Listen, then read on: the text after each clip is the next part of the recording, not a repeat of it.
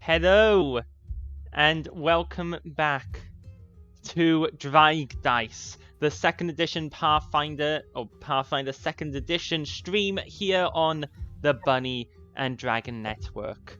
I am the Dungeon Master for today, and today I am the Dragon, and I am the Dungeon Master, and I'm joined by my wonderful group of players yet again. Hello, everybody.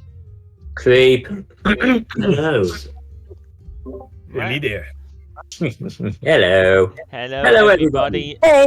It's been 2 weeks since our last session because we had the Easter week off, but we're back to pick up where we left off and continue this epic adventure.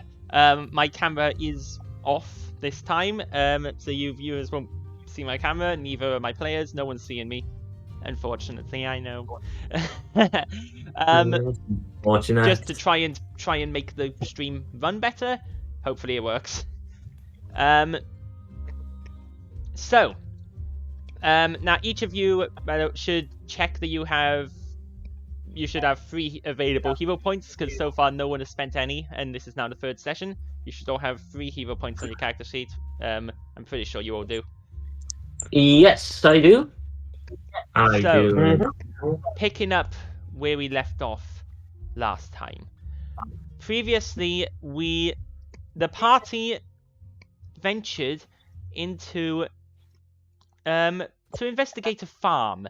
While investigating the Boulderberry farm, the party discovered the body of the deceased farming man, who was just lying on the table, having had his throat slit. There seemed to be a bit of a tussle. The house appeared to have been ransacked.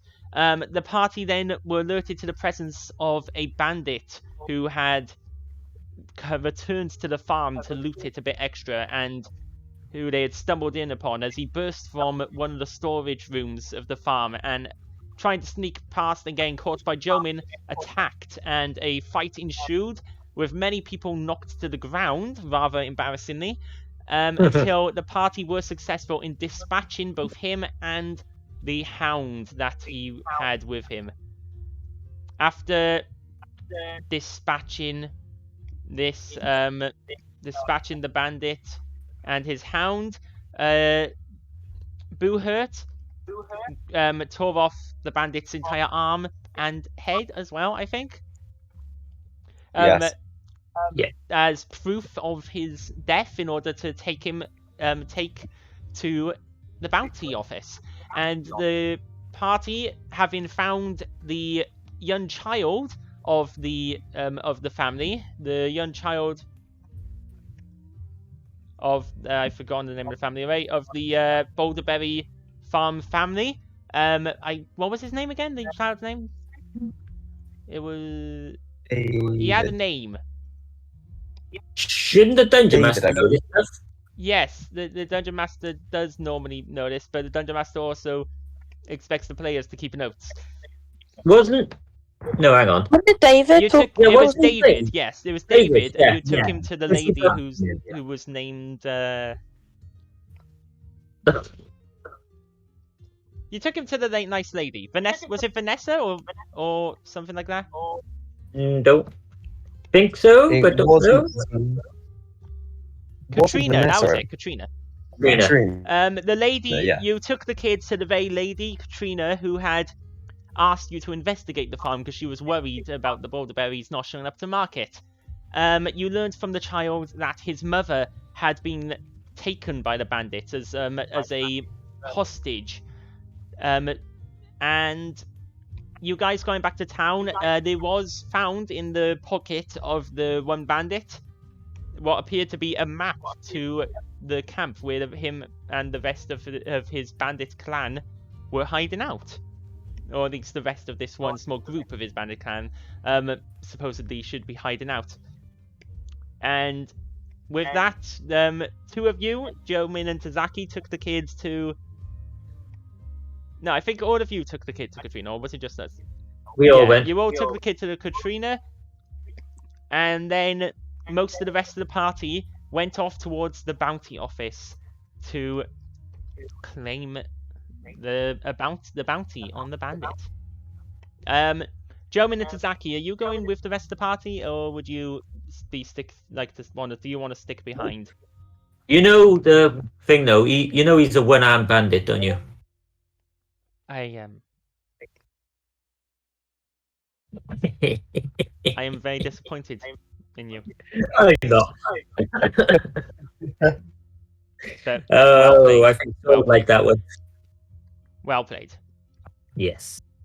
So are Tazaki and Jomin going with the rest, or are they gonna head somewhere else? Currently, you two are were in the market stall. I think I described the different stalls that were in the marketplace before. Yeah.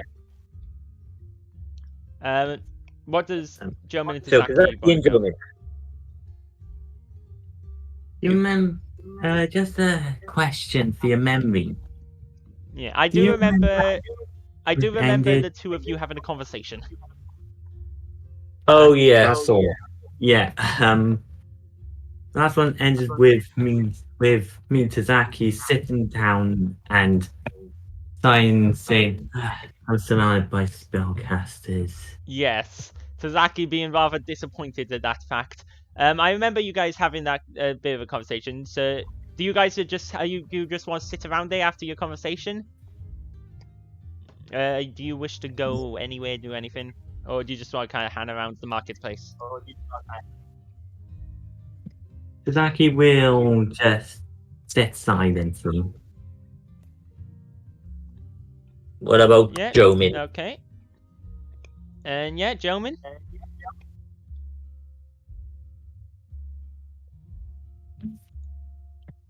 I'm gonna just like hang around. Just hang around in that square, is it? Yeah. Okay. So those two are gonna hang around up in the square. Okay, so you two just sort of hang around within the market square, where there are a few market stalls. As a quick refresher, there's the farm stall run by Katrina, where her and David are now behind, as she appears to be letting him help her with the stall. There's two empty stalls, one belonging to the Boulder Bay farm. Then there's Clocks and Cogs, Tristan's Trinkets, Nickeltop's Jewelry, and Blue Bottle Potions. Are the remaining four stalls that actually are manned and currently appear to be selling things at the moment. We'll make me a perception check, you two.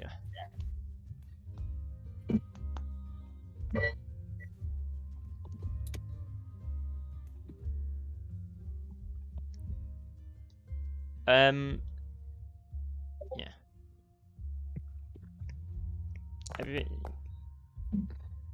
That's a 14 from Tazaki, and if you want to roll some dice in real life, because you can't access the foundry, Jomin. If you want to roll some dice and add your perception, which is 8, then you can just roll those in real life.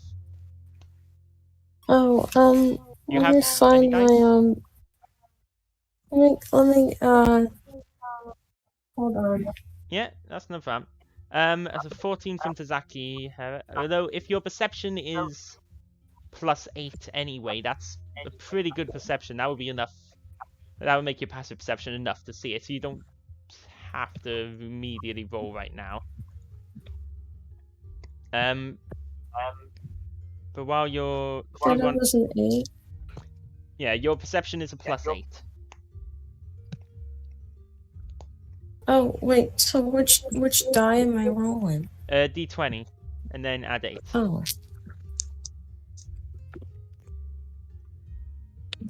5, so 13. 13? Yeah, that's still enough. You both do see that one of the empty stalls, this empty stall here, is someone... Are you able to see the map? You can't see the map, can you?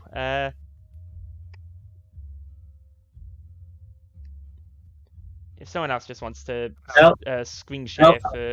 for Right, everyone hello. to see the map. Who's screen sharing? I can if you want. Zelian is. Okay, there we go. Thanks. So, you see this particular stall here. You can see that it's currently empty, and you can see it seems to be being used for posters and stuff on it. You see some like merchant-style posters, adverts. Like one poster, there's one sort of advertisement poster that, like for the Iron Hammer Smithy, you know, best smiths in town, best smiths in the city. Another poster for like a play that it's a traveling band that's just that was being passed through at some point in the last month. But among it, you also see a more recent poster, what looks like a missing persons poster.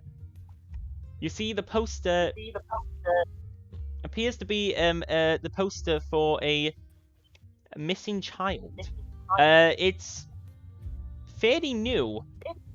It appears it has a name on it. If I can scroll. The name of Colin Rothschild. You see, that's the name on this missing persons poster. As you see the picture, a sketched picture of a young human boy.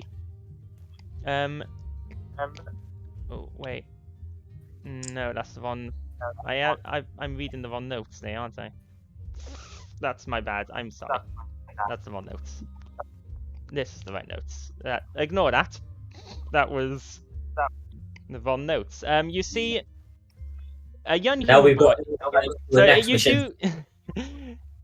No, I was reading the shop assistant notes by mistake.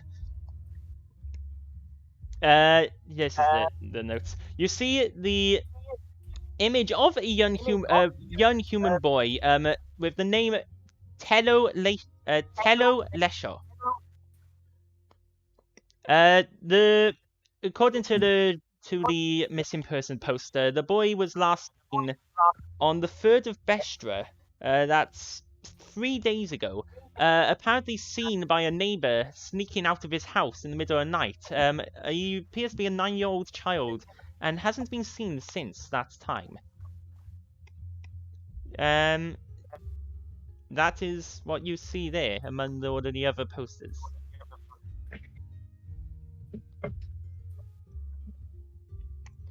Meanwhile, for the rest of the party, you get into the central town square, heading towards the bounty office, and for the first time, last time you were here, things very quickly had just gone very, very action-packed. Adventure took over almost immediately. You didn't really have a chance to look around. Now that you can, you're able to look around a bit more at the place and actually see, take a proper in of the buildings and actually take a look at the buildings around. At the very pavement.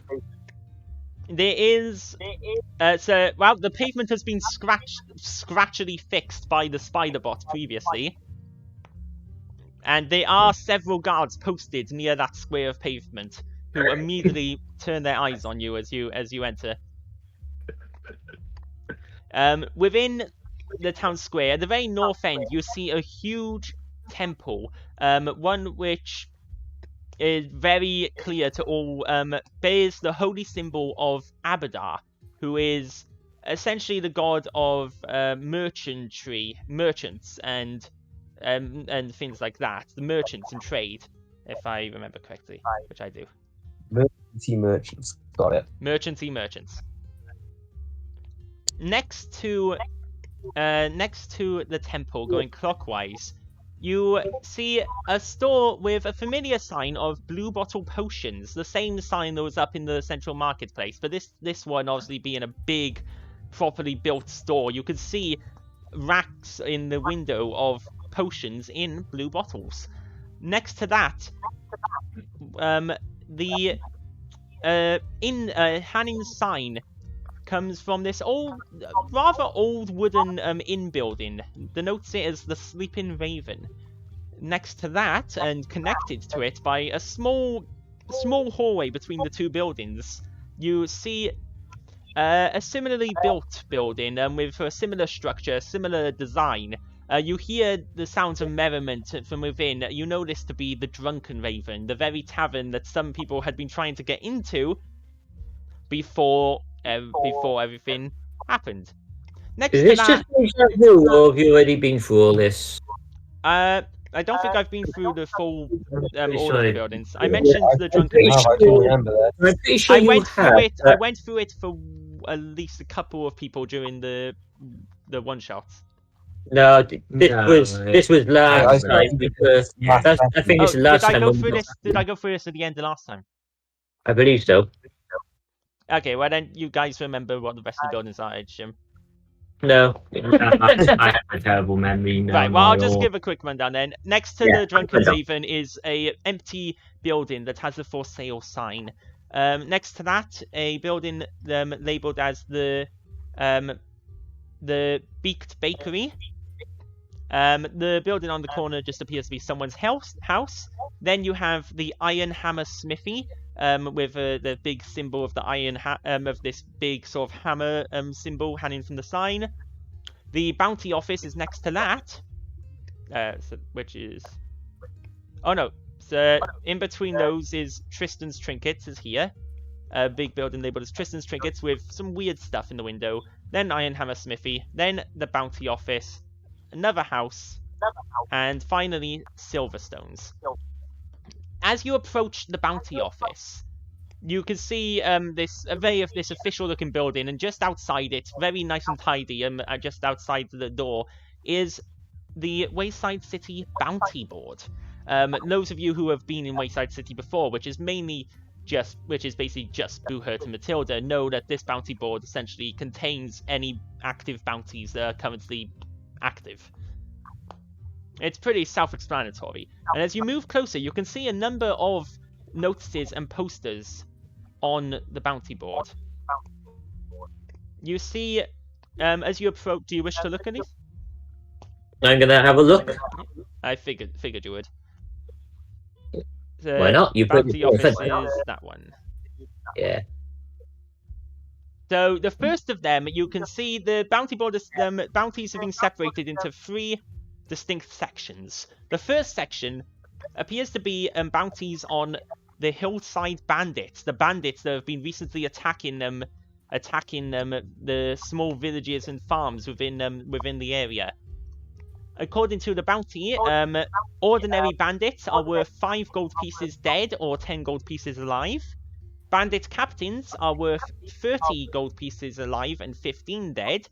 And the bandit leader, the person leading the entire the hillside bandits, is worth 50 gold pieces if brought in alive and 25 if dead.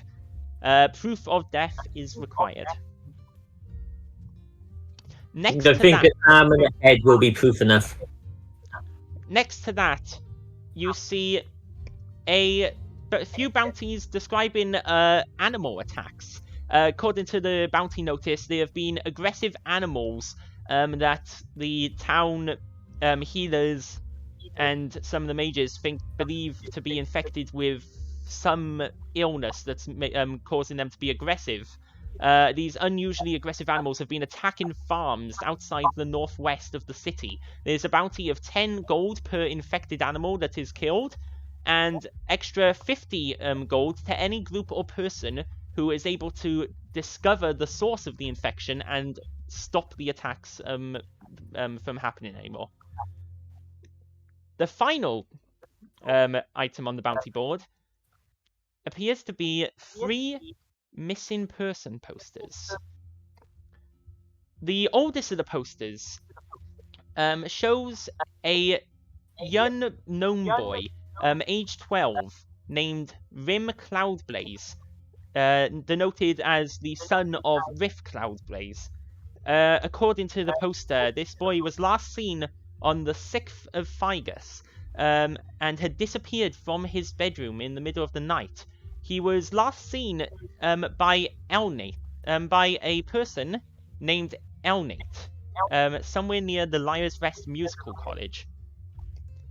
The second one, the second missing child, is Ziphus Padderfoot, the daughter of Nauni and Murith Padderfoot, a cat folk girl, age 14, last seen on the 24th of Vigus. Also disappeared from her bedroom in the middle of the night, the bedroom window wide open. Finally is Tello Lesho, a human boy, age 9, disappeared on the 3rd of Bestra, seen by a neighbour leaving his house in the middle of the night. That last one is 3 days ago. The bounty board is offering a reward of 50 gold pieces. No, 30 gold pieces for any person bringing information about the children, and 100 gold pieces to any group or individual who are able to find the children. Those are the bounties on the bounty board.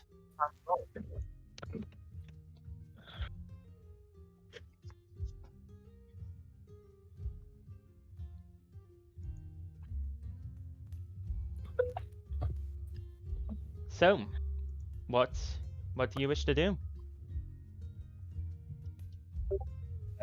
With my box of body parts, Buho is going to walk into the bounty. Okay. So Buhurt walks in. Who wants to follow Buhurt into the bounty office? I'll follow. Magnus will follow. He seems to be the one who knows what's going on, so I'm gonna follow him as well. Okay. So will Matilda. Who, Magna or Buho? Who knows what's going on? I mean, I'm following Buhurt because right now Buhurt seems to know how these things are dealt with, so I'm gonna follow him.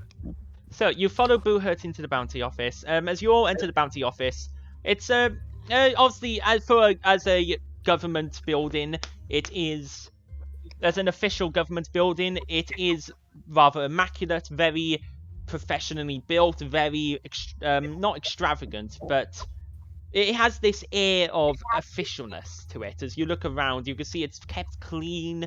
There's not much in the way of decoration. It's pretty bare walls. There's a couple of seats. Behind there's a single desk. There's a couple of doors leading off to other parts of the building, and there's a single desk with a rather old gnome lady sitting behind. She's got this dark grey skin, this very messy, large mop of pink hair. She appears to be sitting in the chair behind the desk, just jotting down writing on something before her. As you enter, the little bell rings. She looks up, like, oh. May I help you? But grunts a hello, and then pops down his box, takes the lid off, and just holds up the head. Oh my goodness! Who is? Under the chat on Boulderberry Farm. Do you have his insignia? Pulls out the arm. Oh my goodness. Okay. Yes, I see it there. Just put those back in the box, would you? For future reference, you don't need to don't bring us body parts. You can just tear off the sleeve, or just bring the insignia, please. Okay. What Sure. about termination? Pardon? We wanted to be What sure about about the proof of death. termination? Proof of termination? That For is... all you know, we could have just took his coat. Yes, but This is proof of death. It's part of their armor. They're not going to give up their insignia. They will Without if their life depended on it. But what if we steal it? There's no point having an argument now. The insignia is really all we need. Even if you got it off them alive, they'd be promptly banished from the rest of the guild for being so foolish as to let someone grab their insignia from their shoulder. Come on now.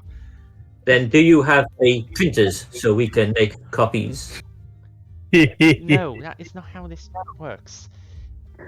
Just But where do they print it? they hand make them, I'm sure. Magna, if we we have find to the one save. who Can we please get a makes new one? Just let me take a look at it. I can authenticate it. Well, I mean, I can see it's on an arm, so that'll do. I think Just that is please, just don't enough. drag dead bodies into this place, please. This is a I government don't building. see a body, just a head and arm. Oh my goodness. Please be more precise.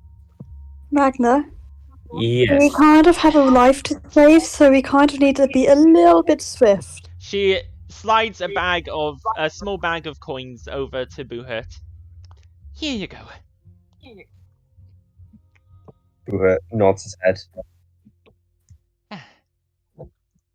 Thank you very much, madam. Thank you. Now, is there anything else? Enjoy the body parts.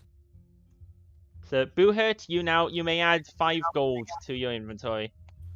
5. I'm not- It's 5 gold for a dead I'm not bandit. That's that.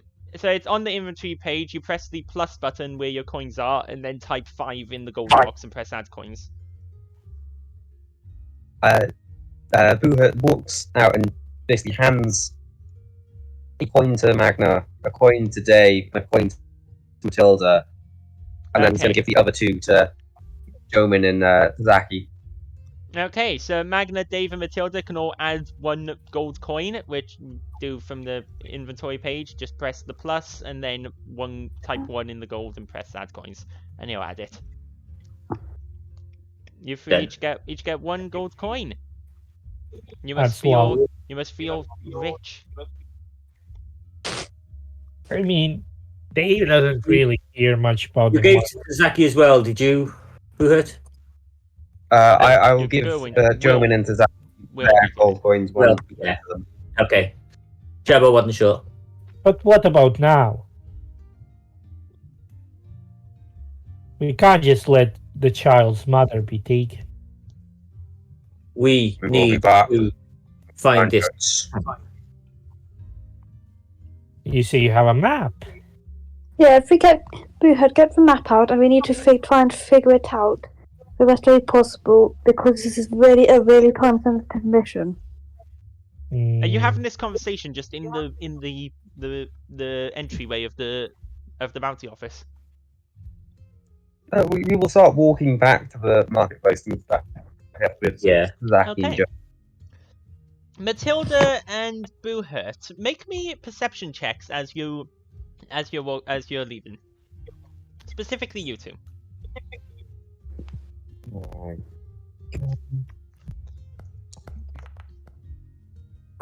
Sword, I thought I rolled it.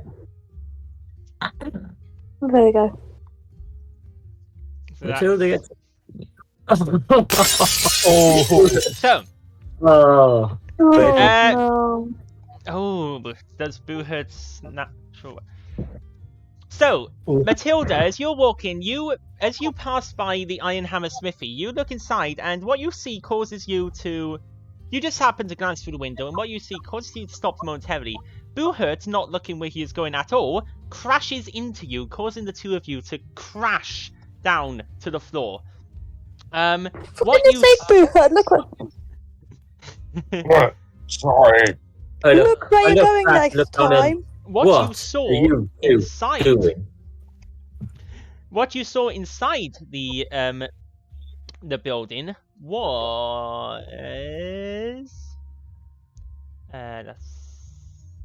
was a particular person, a person within Lionhammer Smithy that you recognize.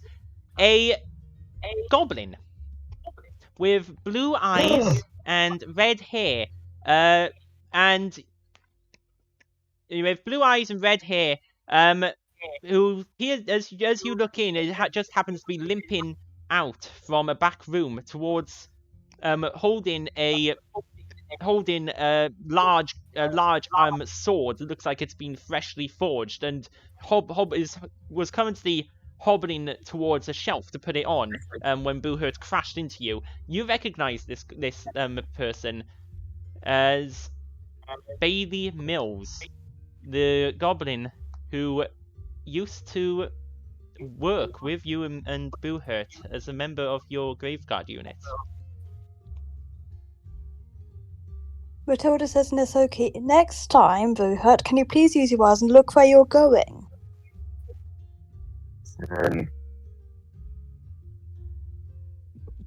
And by the way, did you notice who was in the store, in the blacksmith? Boohurt looks over and recognizes the goblin. Yeah, now when it's pointed out, you recognize it. Matilda runs over to go and say hello. Yeah, so untangling yourself from the floor, you run into the building and run up. I believe the blacksmith was this building. You run in, the bell rings as you run in and run up as she happens to be currently walking back to the desk. As you run up, she's like taken by surprise, like, what the? Hey, Bailey. Hey, hello, Bailey. I haven't seen you. Wow! How are you doing? If it isn't Matilda! Hello, Bailey. How are you doing? It's been too long. I haven't seen you since. Was it that big battle? Yeah, Riverside. Oh my goodness, yes. Oh, and Boohurt looking big as ever, I see. Have you grown? Have you grown?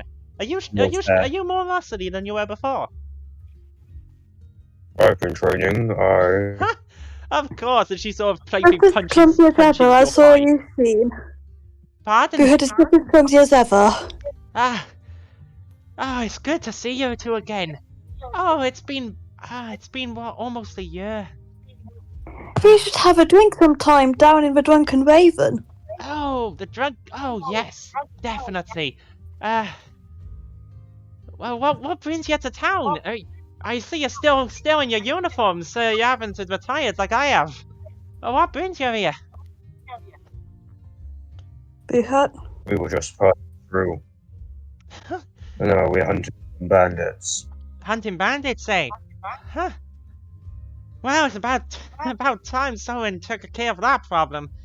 I'd do it myself if it weren't for, me leg. It's good to see you again.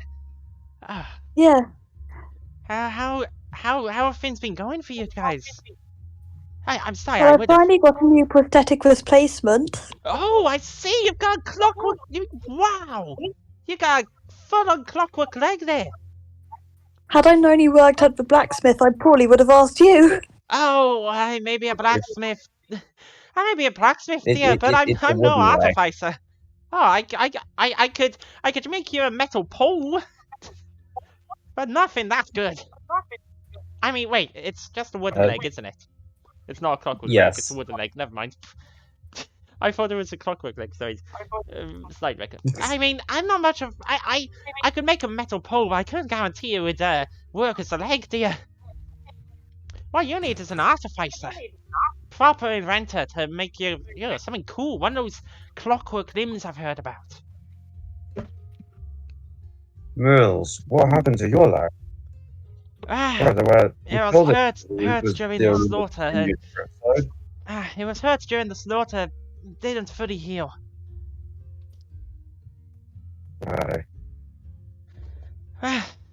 And how's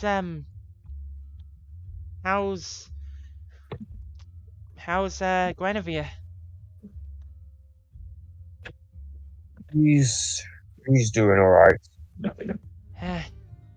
I haven't seen her in a little while. She's off on some other business. So I she believe finally. she was summoned by the Dragon Council. You know, important nightly stuff.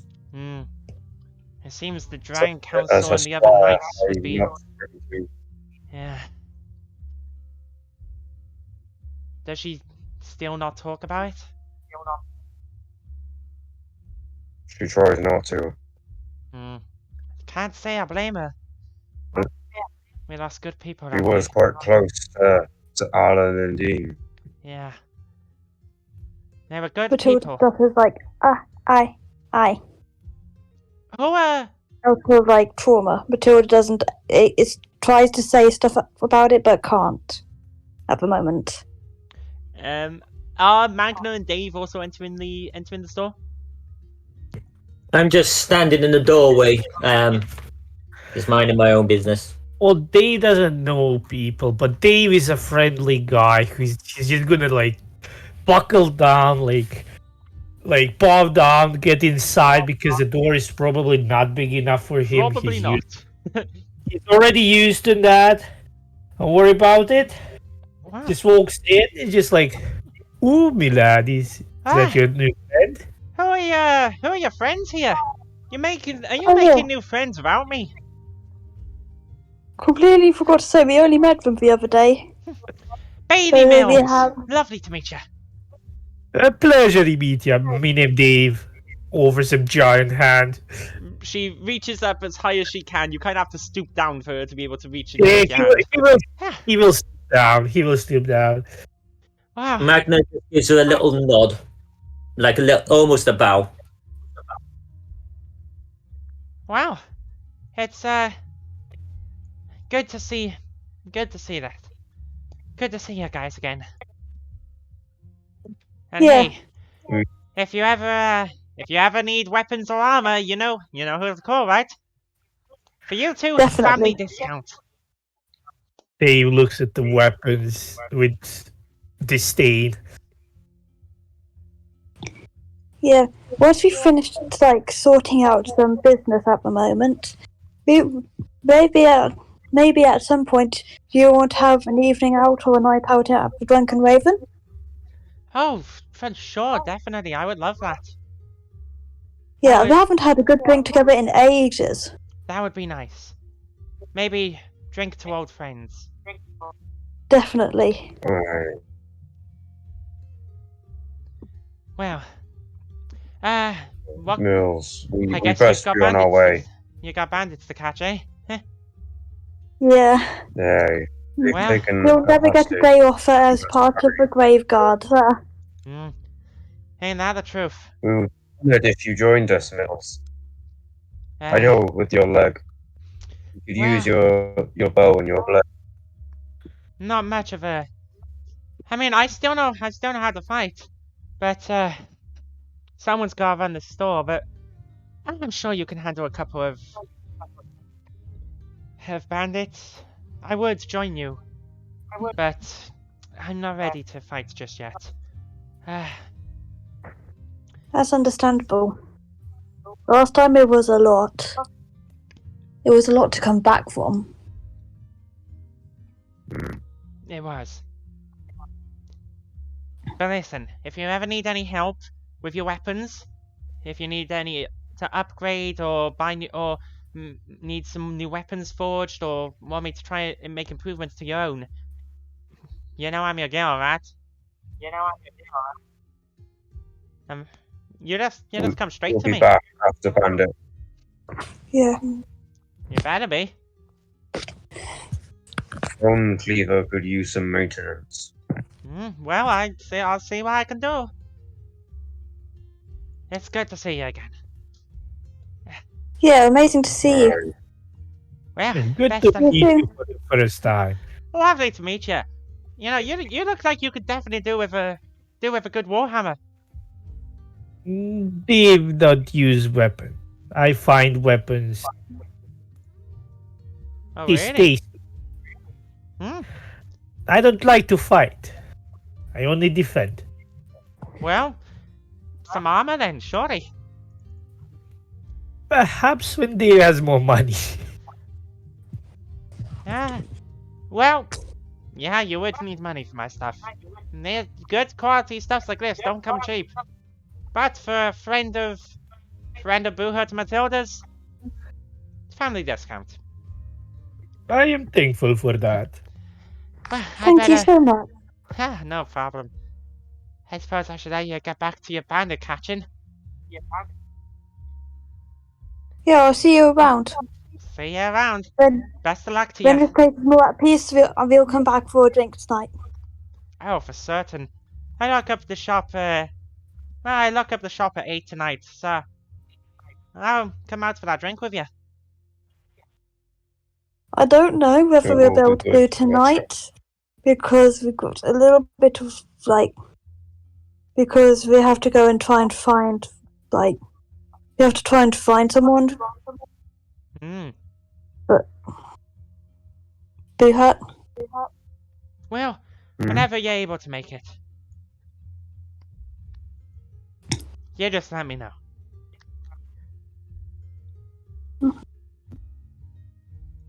And she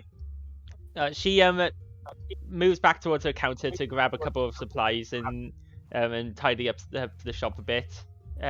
If you guys want to leave for the store at that point. Well, Magnus steps back away from the doorway so they can get out. Yeah. So Yeah, we'll you get guys- out. Okay. So if you guys are Let's leaving? go. Let's go get these bandits and save this woman. Okay. So you guys leave the store, and are you heading back towards the marketplace, I assume, to reconvene, or do you wish to head somewhere else? There's many stores around. Many Yeah, buildings. we'll head back to Zaki and Jomin. Okay. So to Zaki and Jomin, some time passes. Is there anything you guys want to particularly do in the marketplace?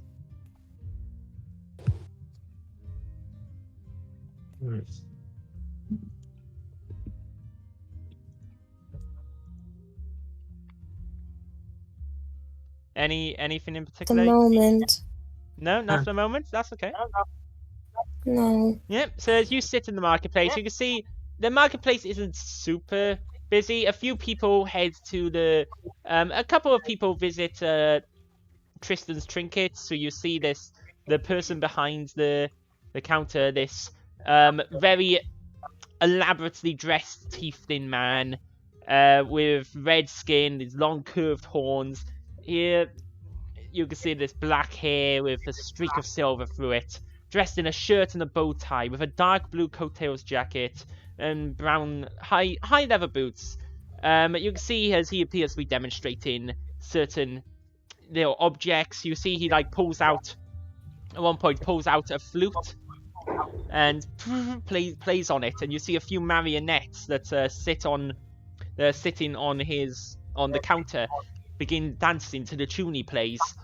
And as they begin dancing and animating to the tune, as he directs the music, the person you can see he's demonstrating it to what looks to be a married couple that are standing there, and as he plays, the husband begins dancing just like the marionettes. This sort of jerky dance begins dancing on the spot. The wife bursts into a bit of laughter before dragging him away, as the flute apparently goes unsold and goes back on the shelf. Meanwhile, you see another woman who appears to be buying something at the store next to it. The one labeled Nickeltop's Jewelry.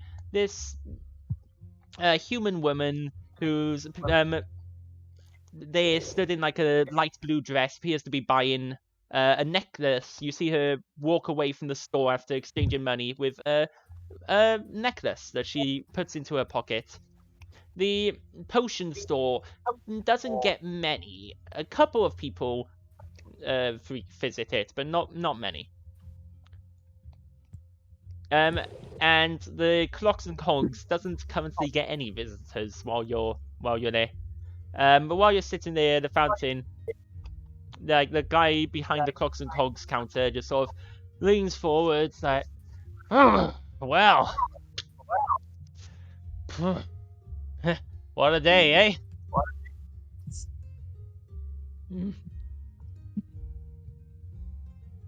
Oh. Nope, not a guy, the girl.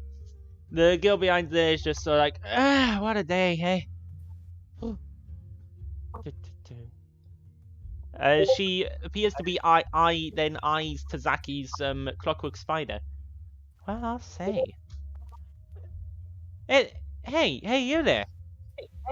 Yes. That's you can see she appears to be a female gnome with bright blue hair, dressed in these very dirty overalls covered in grease and stains. And you can see behind her lots of different clockwork contraptions and stuff laid out and sprawled around the stall. My, that's rather interesting invention there. I like how she's concentrating on the clockwork spider and not the 6 foot This is clockwork. before Boohurt gets here. Not Boohurt. Not Boohurt, before Magna gets there. That's a rather interesting invention you got there. Where'd you build it? Where'd you learn to build like that? I learned to build it in the Clockwork City. Hey, from the Clockwork City, eh? You from there? No, I'm actually on a little journey. I'm from the Clockwork City myself. It's where all the best clockwork comes from. Very quality piece. You wouldn't be willing to sell that, would you? When she mentions how to sell it, my face turns to an extremely offended look. Just saying, I'd be willing to pay a pretty fair price for something like that. Say, 30 gold pieces? 30? Do you know how much effort I put into making him? Okay, so 40? You ain't gonna be able to buy him off me. Not for sale, eh? No. Well, you can't fault a girl for trying, can you? Well, no, I understand.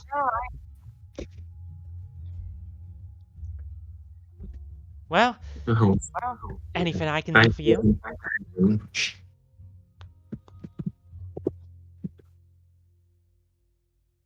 Anything you can do for me? Not much. Well, can't fault me for trying. Been a bit of a slow day.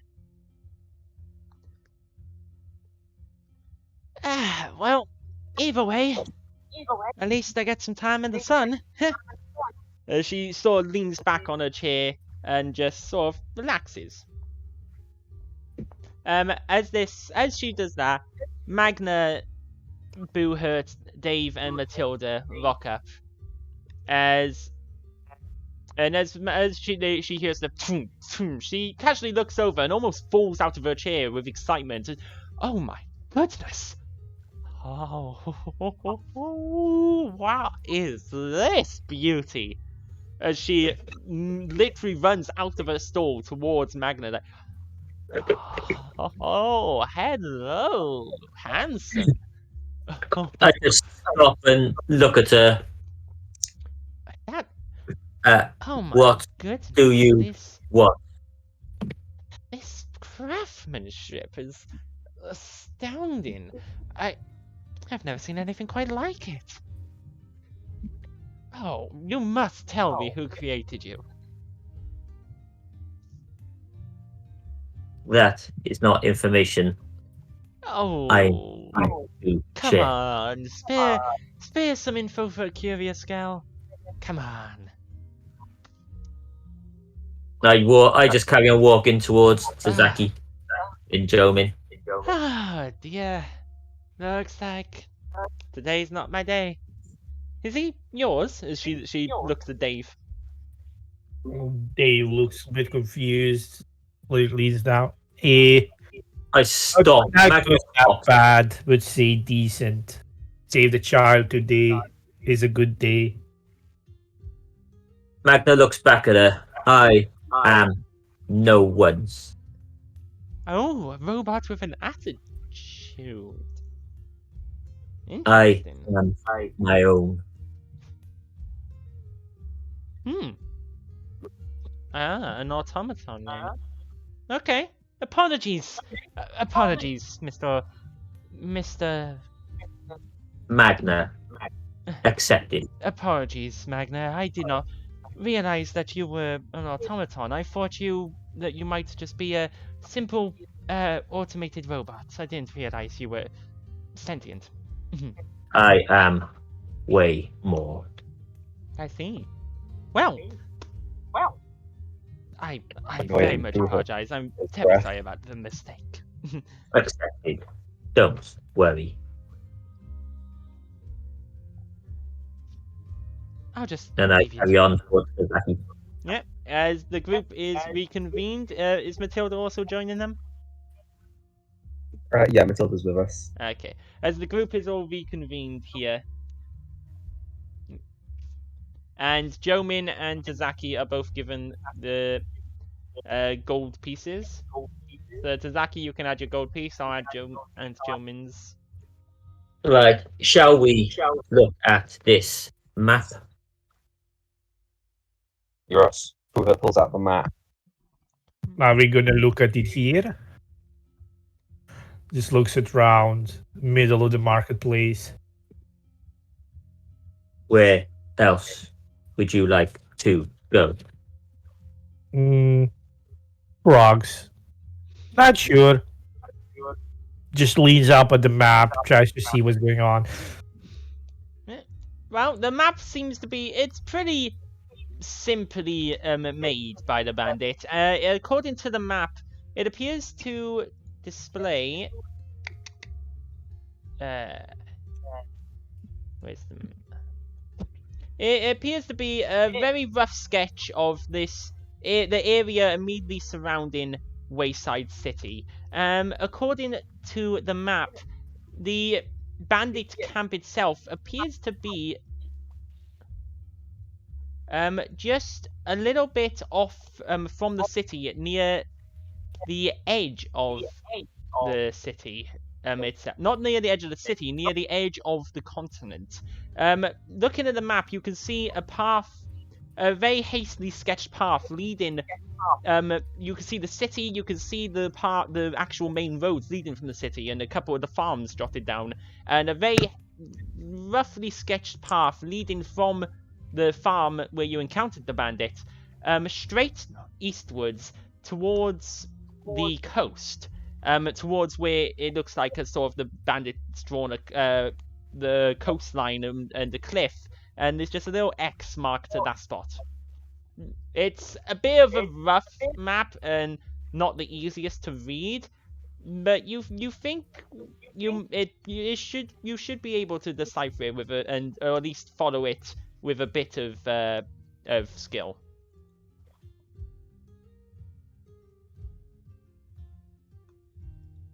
Shall we? Yes. Who's going to lead?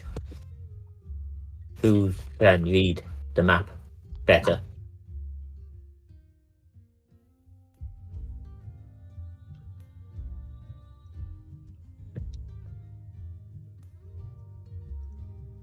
It sort of hands the map out Right. to anyone who wants to take it. Yeah, if one of you wants to like properly judge the exact location, right, no, one of you will have to lead and will have to make a roll while you're leading. From a rough look at the map, you reckon the camp, this camp that's marked on the map looks to be roughly a day's travel from the city. It's hard to exactly judge exactly, but it looks about that length of time.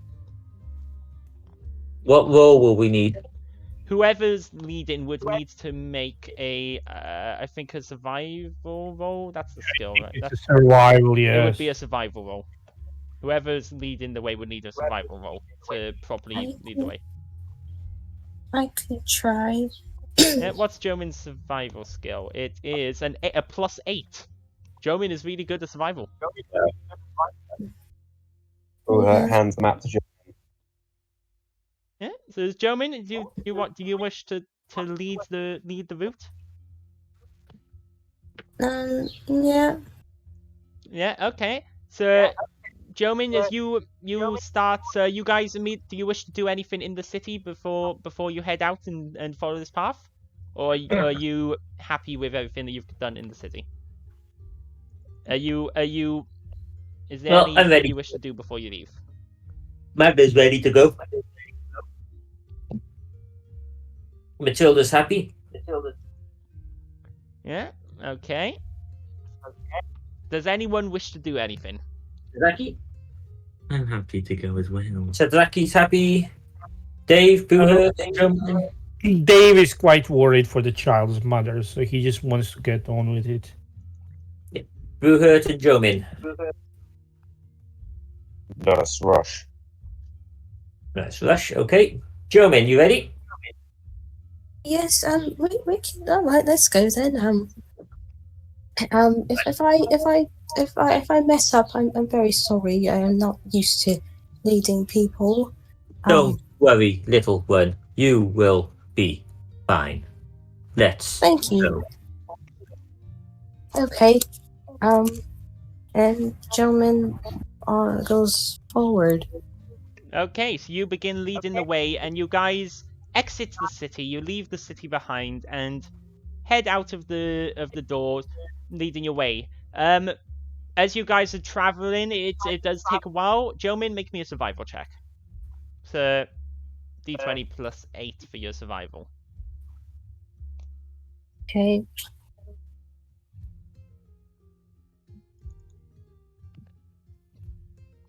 $17. Okay, so you're able to pretty much figure out the landmarks. You take a quick look around, find the landmarks, and you're able to start leading the way. You know it's going to be roughly a day's travel. You guys can travel just for a straight day, or you could rest once nightfall comes, of course. Do you want to cast any heat? So what do you guys want to do? Do you want to rest when night comes? Do you want to just keep traveling through the night? Magda doesn't care, but everyone else will need to rest, I think.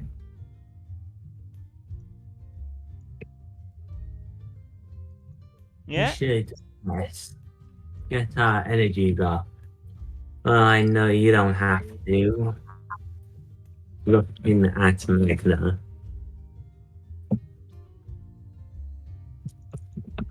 Then rest we shall. Hey. Now, before you guys rest, does anyone want to cast any healing spells to heal those who are hurt or anything?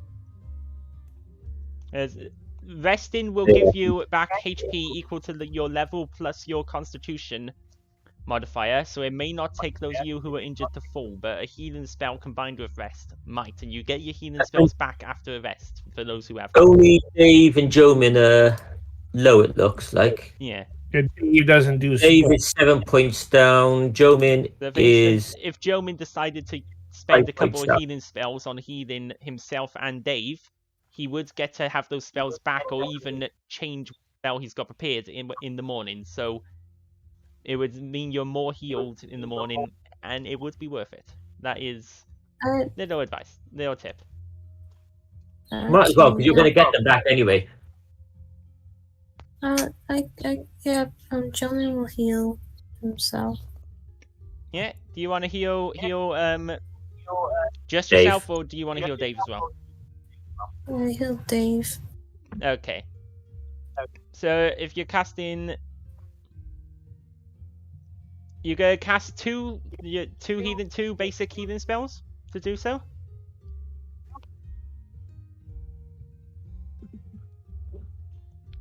Yes. Yeah. Okay. So you'd cast your two basic healing spells. So roll a d8. So roll 1d8 for you, and then 1d8 for Dave.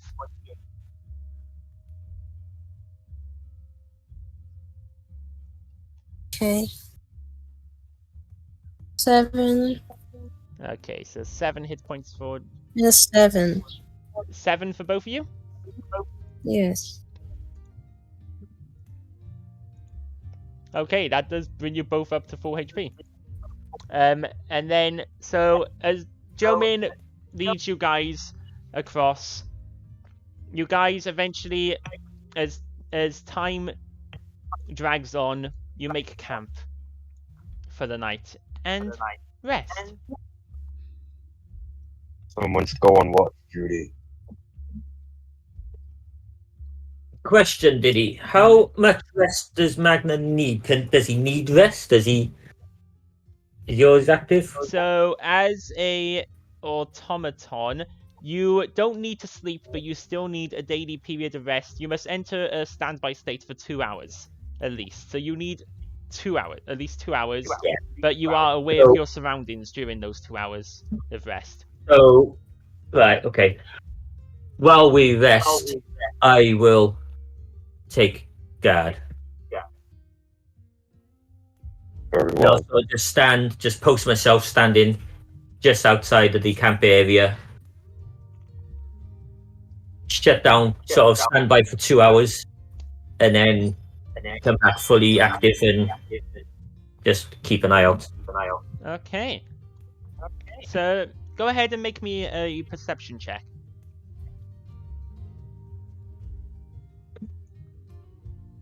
I will when I remember where it is. Let's see.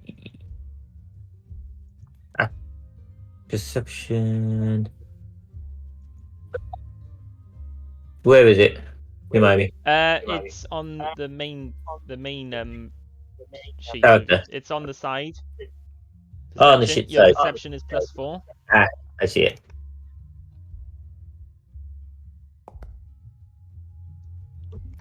A 13. Your watch goes very uneventfully.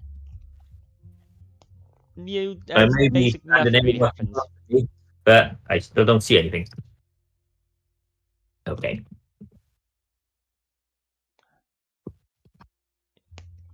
And the night passes. What time are you guys wishing to set off? Essentially, at Quite dawn. early. How much? How long do we think we've got left before we get there? Matilda says Yeah, first. roughly. Matilda suggests first thing in the morning. And I Roughly, Boohurt by the agrees. time you rest, you have roughly, you'd say, 6 hours travel before you arrive at the marked Okay. location. Right. First thing, as Matilda suggests, then. Okay, so as dawn hits, you lot awaken to a new day. You each awaken with the sunrise. I'm assuming you've all got sleeping. I think at least a sleeping bag as part of your adventurer's kit. A bedroll. Those of you who wear armor, you would have had to take off the armor when you sleep. Otherwise, you don't get any benefit from the rest. Am I to assume you did that? Yeah. Okay. Tilda probably Boohurt Dawn and take off his armor. Okay. Well, then, as long as you've done that, you can hit the rest button to recover all of the stuffs, so you can rest. And if anyone who has spells and is able to change them after a rest wants to, they can. I think that's Jomin prepares spells at the beginning of the day. I don't know if anyone else does actually. I think it's only Jomin who does. Oh, I think Matilda might prepare spells that way as well. Can't remember. Rest. So it depends on what kind of spellcaster you are, but I believe.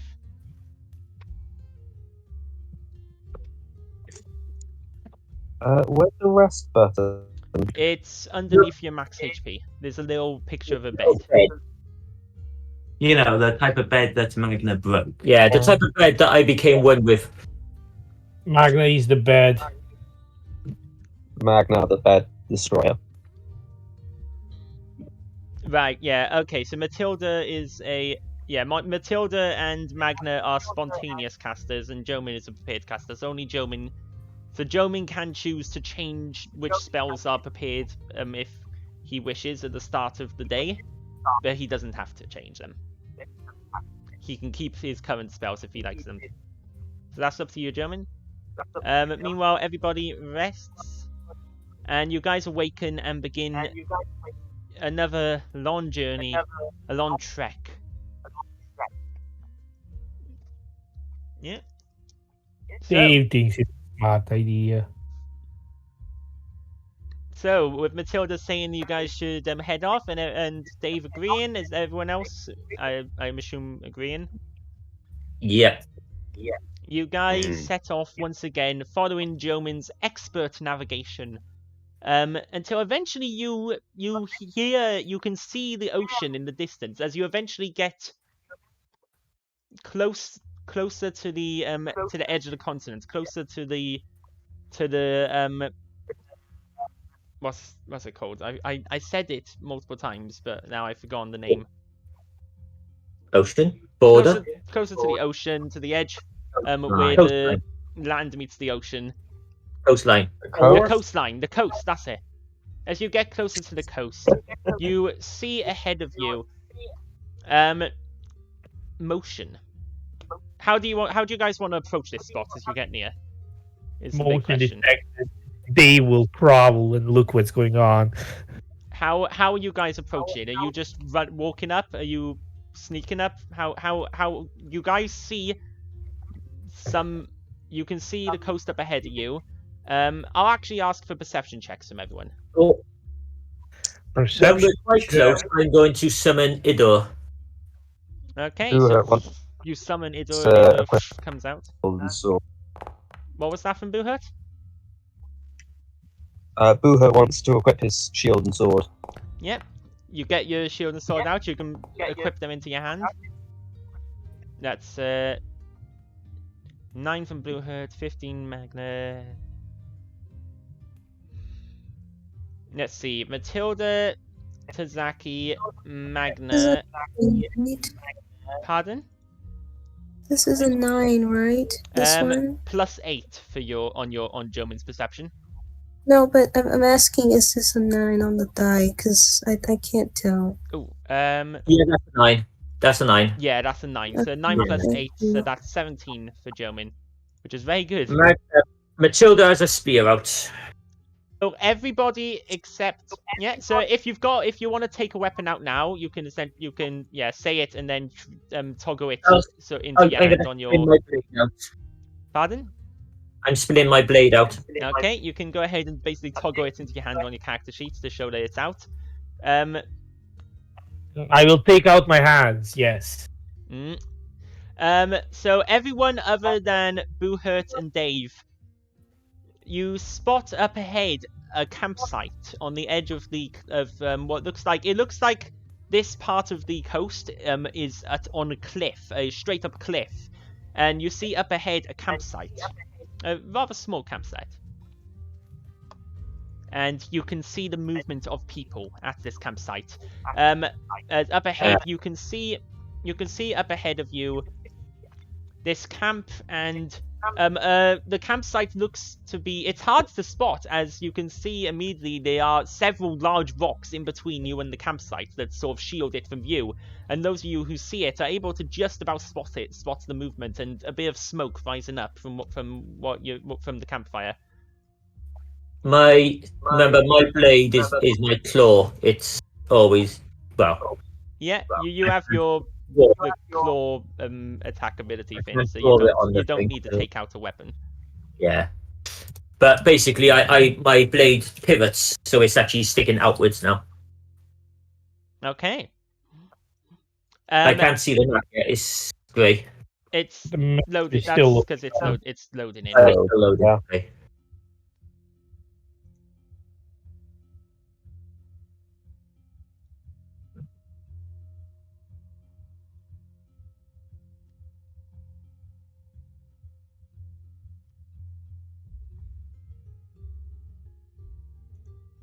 So, those of you who see, what do you want to do? Those of you who do see this up ahead.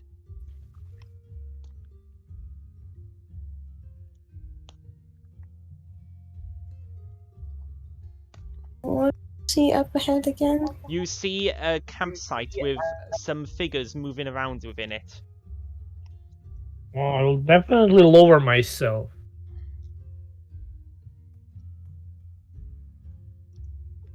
So, like, do you want to, well, slow down, sneak, and be more sneaky?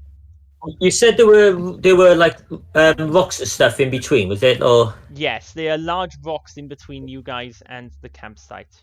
and Well, get that's through hide behind those rocks. rocks. Magna's gonna just get as far as the rocks first. Okay, so you want to sneak up towards the rocks. Matilda, did you see it? Yeah, Boohurt doesn't see it, and Dave doesn't see it.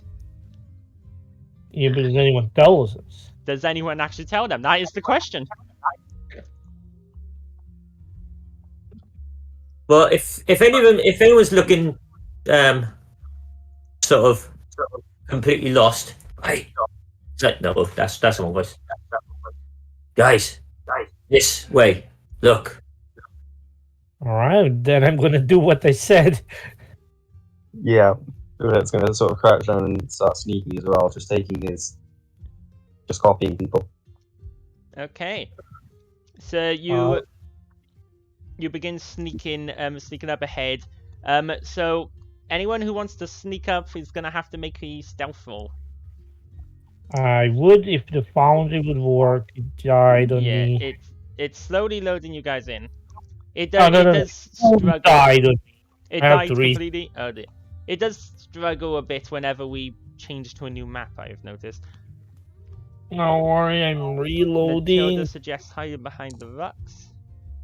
Yeah, I want to do that as well. I will roll the second I get in.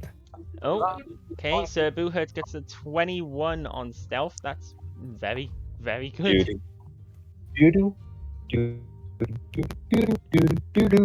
17 from Matilda.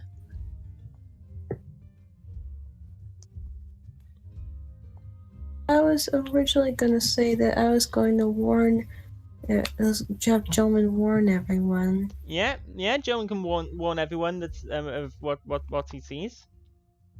I tried to roll stealth, but it didn't roll. It didn't roll. I get that.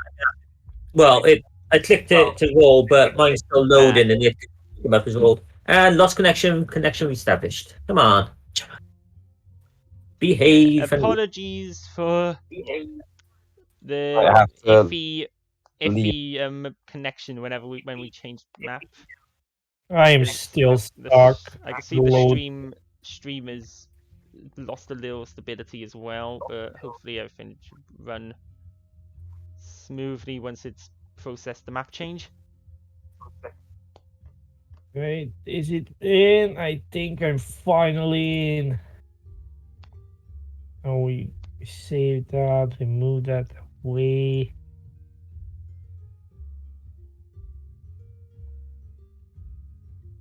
Let's see. Alright, I said I wanted to stealth, so I'm gonna roll the stealth. Give me a second. I am not that good at stealth. That's Okay. a 9. A 9, okay. You can re-roll with hero points. You can spend hero points to reroll. You can spend a hero points to reroll a roll. Fine, this looks like an important thing. I will use one. That's a 15. That's a 15. So That's definitely better. So you spend 1 hero point, so your hero points Yeah, go I down to do. 2. So we have a 15 from Dave, a 17 from Matilda, and a 21 from Boohurt currently. Did Jomin roll a stealth? No, I will do that now. Yeah, that's if you want to. You don't have to stealth. Magna got a 7.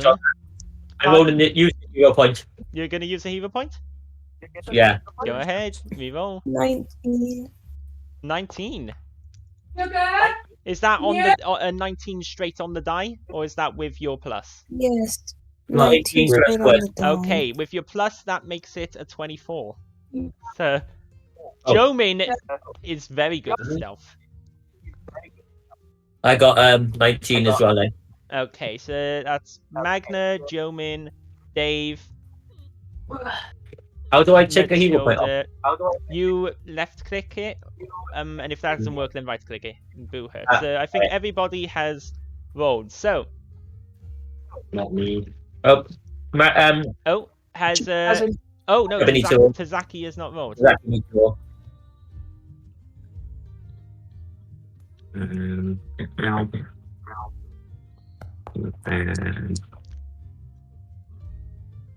yeah, good with that. A 13. Okay. So, as you guys begin running up into cover,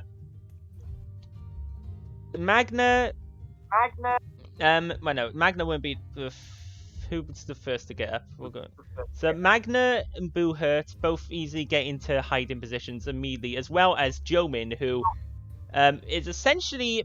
It's almost like Jomin disappears from view and reappears by the rocks. Jomin very stealthily gets to the rocks. You guys could choose which rocks you're hiding behind. So everyone can move themselves to whatever rocks they want to hide behind. I'm fine with that one.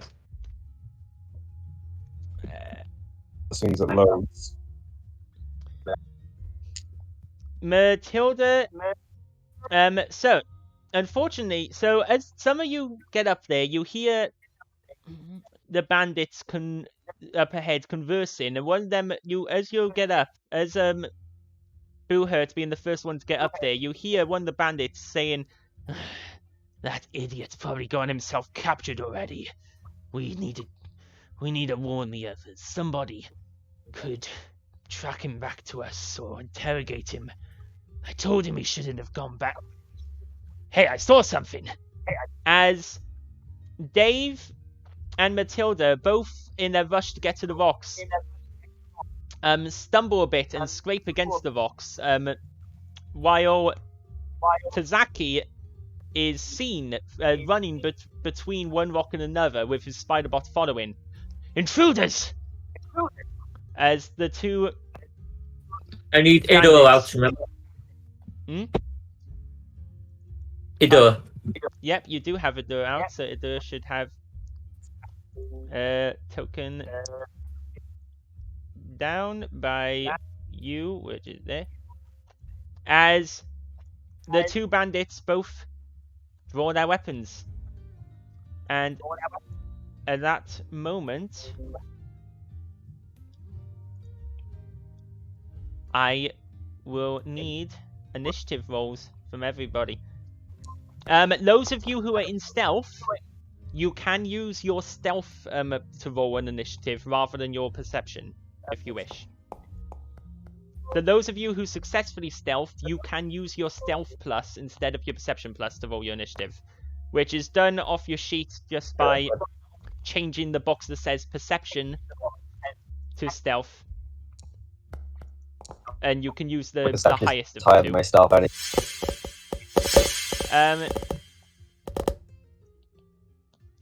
if you want to tell me what you rolled, Jomin, and I'll then add it into the thing. Okay, give me a second. So, Natural 20. a natural 20, and I assume you'll use the highest of your button ones. I guess, yeah. So that gives Jomin a 28 on initiative. No, German B. Jomin, Boo Hurt, Matilda. Ido doesn't roll an initiative. Ido goes on Magna's initiative. Yeah, Ido would be on my. You rolled for Ido. Did I? Yeah. Oh. How did I manage that? I'm on Magna's sheet. I'm not sure. Oh, I got Ido selected, and I clicked the initiative on the side. Okay. Well, I'm not sure how to. Did you select Magnus token or Reader's token? Well, what's my plus? My plus is 6, so. Yeah, I've removed Ido. So we got Jomin, Boo Hurt, Matilda, Magna, Dave. We just need initiative from Tazaki. It's already done. 23. Oh, 23. Did I miss it? Yeah, I did roll perception instead of initiative, but my initiative goes on. perception. I So don't see it. I don't see it in the list. It's the job I rolled perception instead of initiative by mistake. yeah, It's Okay. 23. Well, then we'll add you in because it uses your perception. Plus. Yeah. That's why they didn't re-roll initiative. Oh, there we go. 23. Hmm. Okay. In which case. Da-da-da-da.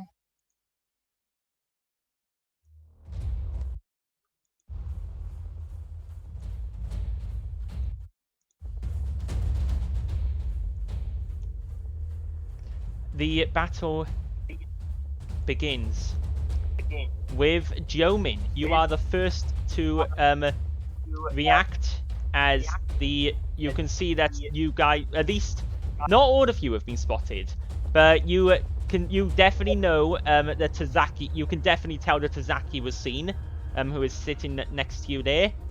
There's the two cultists, bandits, both draw their weapons. And they draw their weapons out and both begin. One begins to walk towards the hiding spot where you and Tazaki is. The other begins to walk the other way direction where he heard some of the sounds of whoever it was that failed. Was it Dave? It was Dave who failed. No, yeah, was it Dave who failed the stealth? Yeah. What do you want to do, gentlemen? You are the first to react.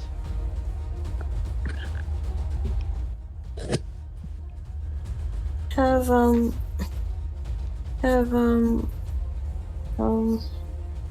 Jomin come out and he will have his what weapons does Jomin have again? So Jomin has short sword, which is currently listed. You have a short sword, a warhammer, and a halfling sling staff. And then you also have your spells, including your divine lance, and you have your magic weapon spell, which enchants a weapon and gives it +1 to attack rolls, and makes it deal 2 dice of damage instead of 1. So it basically doubles the damage output of whatever weapon you cast it on, and you can cast it on other people's weapons to help your allies as well.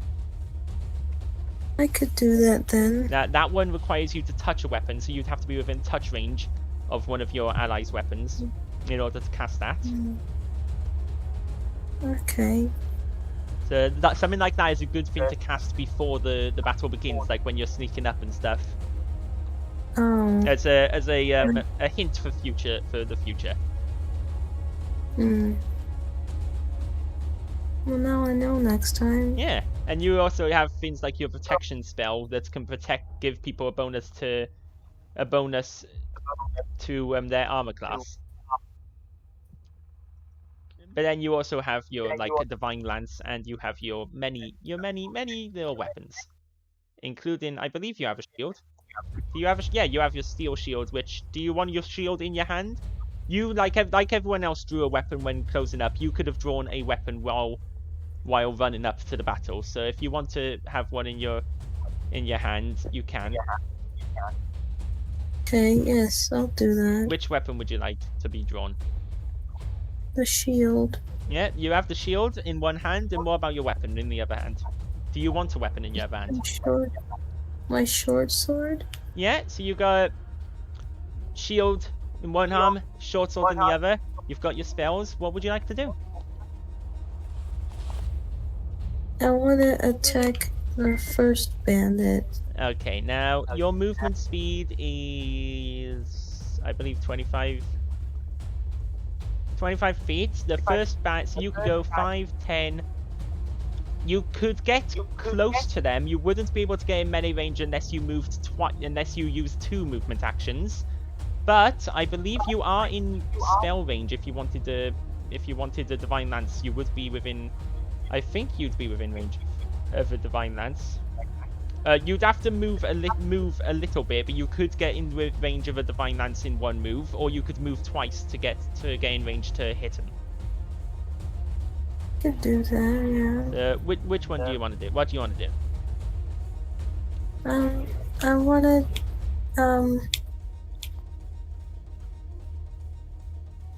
do the divine lance. Like I wanna get in range so I can cast that onto a weapon. Yeah, okay. So using your first action, you'd want to just get within just enough range to cast it. You don't want to get too close. Yeah. Yeah. So with your first action, you step out from around the rock, and you're definitely not who this guy saw. So he's a bit taken aback, and you summon up quickly, waving your arms, because I think you can still do it even when you've got something in your hands. I don't think you need a free hand to cast the spell. I think you just need to be able to make the movements and speak. So you wave, almost using your sword to draw the magical movements in the air, and you blast from your shield hand or from your sword. You blast this bolt of divine energy towards him. So you can go ahead and make me an attack roll with it, which would have +8 to hit. So d20 +8 against the bandit. Okay. 12. And so 12 +8, is it? Yeah. Okay, so that's a dirty 20, so that does indeed hit. So you can roll the damage. And it is... the damage is equal to 1d4 plus your spellcasting ability modifier. So it is 1d4 plus 4, I believe. Yeah, so go ahead and roll 1d4 plus 4. Like that, I did a... Yeah. It's the triangle one, right? Yep, the pyramid die. The Yeah, one that pyramids, really hurts if you stand on it. Not worse than Lego though. A 1? Okay, 1 on the die plus 4, so that's 5 damage as you blast this radiant energy, which strikes the bandit in the chest and causes him to stumble a bit, as he definitely was not expecting that. And you've got your shield in the arm, you've got your sword. That is your turn. And it becomes Buhert's turn. Buhert, you're hiding behind this rock, and you don't think you've been seen yet. You were very quiet. So you currently have the element of surprise. So as long as you're stealth and hidden, as long as you're hidden from these guys, essentially you are... They are flat-footed to you, which means they have -2 armor class to your attack, as long as you're still hidden when you make that attack. Well, I'm going to just run straight up to them here, which will take 2 actions when I'm dead. I'm doing that, right? I believe so. Do you have... You don't have sudden charge, do you? There's no, I don't think no, because I know there's a feat that lets you move twice and attack for only 2 actions, but I don't think you have that feat. No, you have power attack. So yeah, you can move twice. Did you say it would take 2 movements to get? Because who do you want to move to? Yeah. To there. I want to move right in between them. And that would be 5. That would be 10, 5, 15, 20. And that would be 1 movement, then... So right there? Yeah, that would take exactly 2 move actions. So you charge up and run up, get in between them, at which point they are flanking you. Donk. They are flanking you while you're there. Which means that you are going to be flat-footed to their attacks as long as you're in between them there. Yeah, that didn't work out. Do I still have the element of surprise? No, because you charged at them from right in front of them like a maniac. You would have the element of I'm surprise going- if you would like charge from the side, or waited for them to get closer and then jump them. You can prepare actions, remember. I'm going to attack the one on the right. Okay, this guy? I'm in my character sheet doing the attack rolls. I can't actually see. So the guy on the is it the guy who got blasted or the guy who just above you? The guy is just above me. Okay. Yeah, you can go ahead and make an attack roll against him. No, with no multi-attack penalty. No, because you haven't made any attacks yet this turn.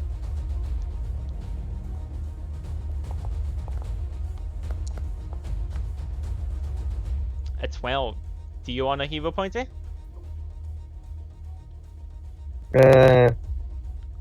You rolled a 2 on I may the as well, die. yeah. It's very unlikely to roll lower. Although if you do manage to get in that one now, that will be incredibly unlucky. Okay. How do I spend a hero point? So I just roll again and... So yeah, you'd roll again, and to spend the hero point, you just left click with your hero point on your hero points, and it should take them down by 1. Yeah, left click to take it down, right click to put it back 14 up. instead. That's a tiny bit better. So you use the left click to take down the hero point. Unfortunately, that does still miss. So you swing with your which sword? It was your sword, wasn't it? Yes, bone cleaver. As you run up, you slash with Bone Cleaver, but the bandit, seeing you come in, is prepared and parries the blow aside, and you end up in between the two in a perilous situation. That is all 3 of your actions. So unless you want to quickly use the free action, but I don't think you have any that you can use. No, That I will have my be turn. The end of Well, your turn. Magnus looking just over the rocks, sees Boohert's action and goes, "Oh, seriously?" And face palm. The bandit seeing you there. Well, not the smartest. True. And That may be true. he slashes at you with his hatchet. I use the raised shield reaction. So the raise shield, raise a shield is an action.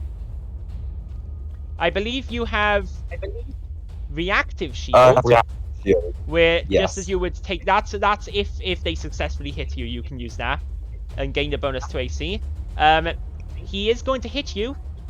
Do you want to use it? Yep. Okay. So that's your shield gives a +2 bonus to AC, which brings your AC to 19. I have some bad news. Even with that, he still critically hits, as he got a 29 on his attack roll, which is 10 above your new AC of 19. As you raise your shield to try and ward off his blow, as you raise your shield, as he swings his hatchet from above, you raise the shield, and it was a very clever feint, as he then ducks down and slashes this axe beneath your shield, cutting into your stomach. You take 18 points of damage. Of slashing damage.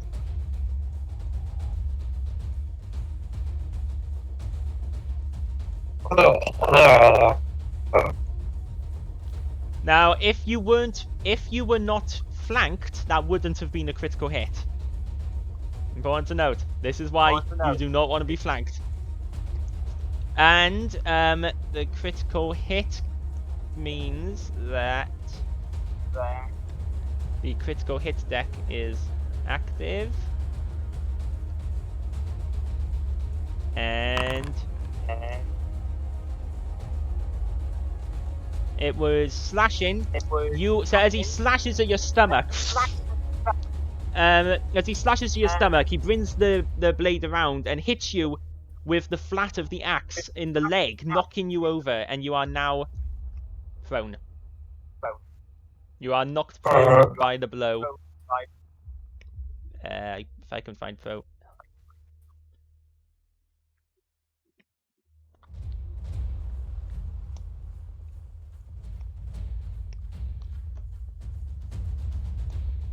With his second attack, as you're knocked prone, you still have your shield sort of in front of you defensively as you land on your back. He goes down on you with the axe, slashing down at you for an 18 as you just barely manage to knock it aside with your shield now that you've got your shield up.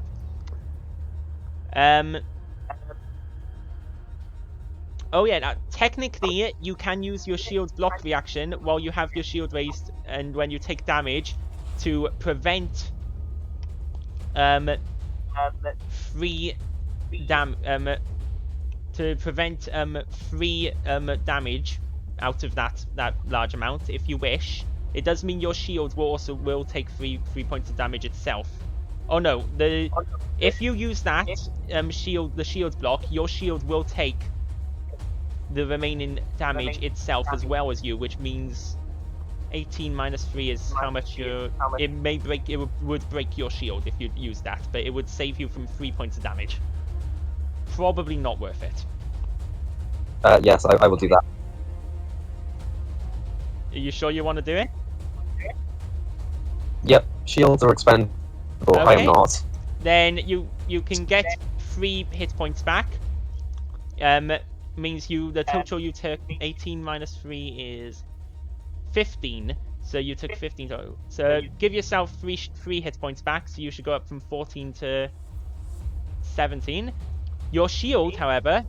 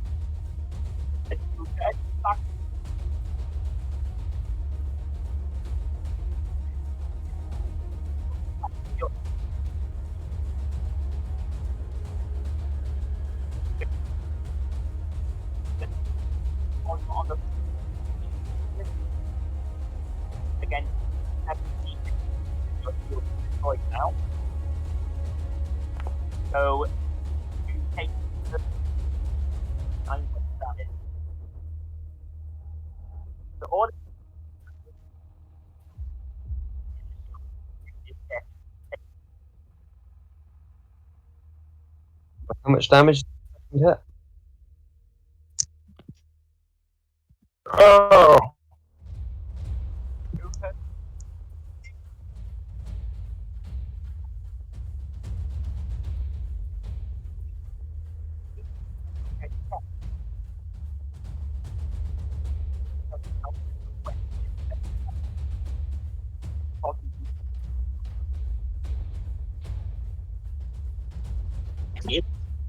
Yeah, let's retreat. Let's go back.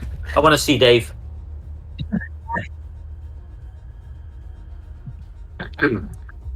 Sorry.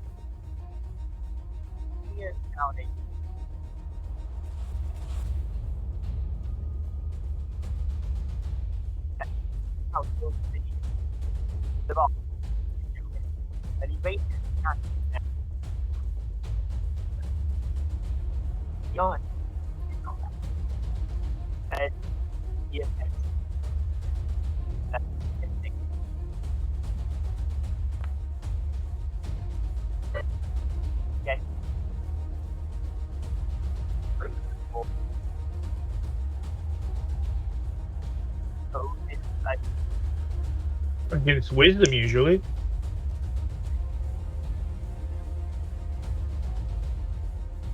There's just.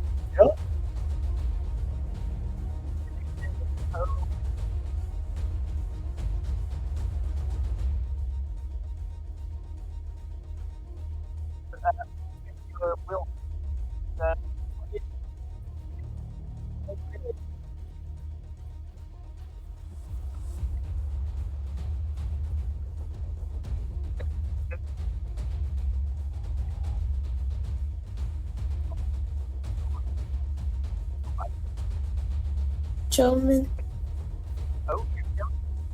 Oh. Jono was gonna glare back at him and just say, "Unbloody likely," and just clenches his sword even more, ready to attack that guy.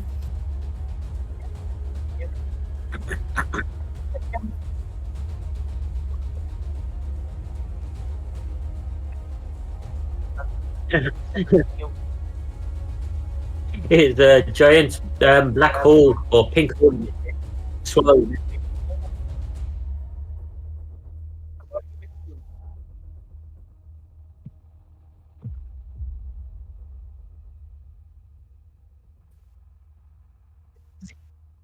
I think she might be non-verbal.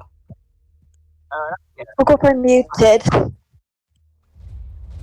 Yeah. Right. Okay. So it's so 5, 10 here. Then lost.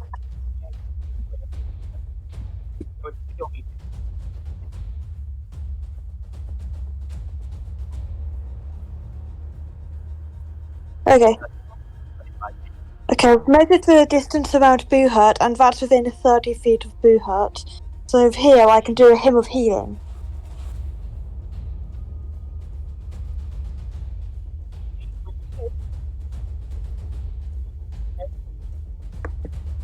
Yeah. Yeah, so this way I can reach Boo Hurt.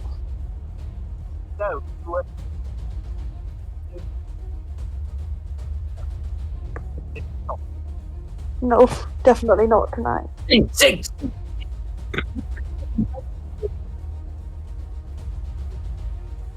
Yeah, she just sings, yeah.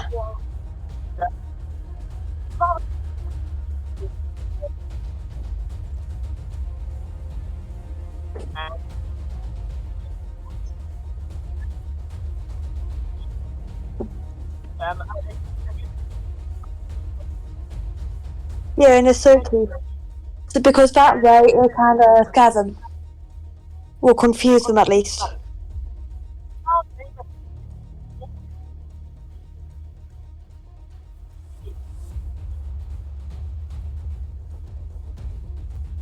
Go compare.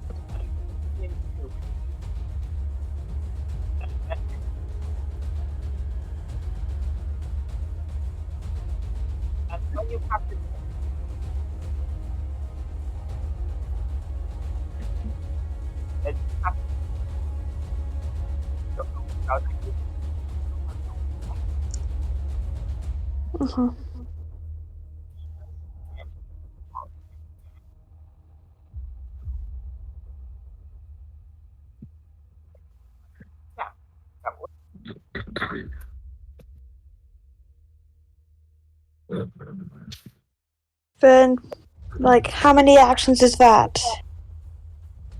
Is that 2? Okay, so that's all 3 actions of mine used up then. Yeah. Cool.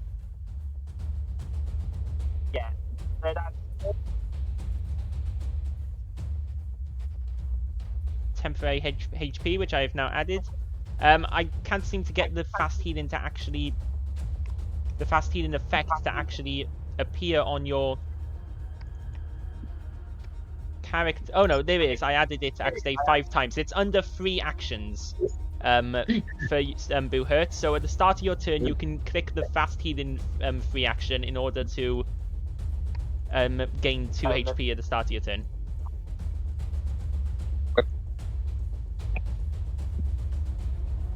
So, you do that, he gains immediately 2 temporary hit points. And that is your focus spell, that's 2, that's your turn. Oh, there are more AoEs appearing on the board. Tazaki, it is your turn. And I'm gonna just remove these AoEs. I was wondering how to do that. Tazaki, what would you like to do?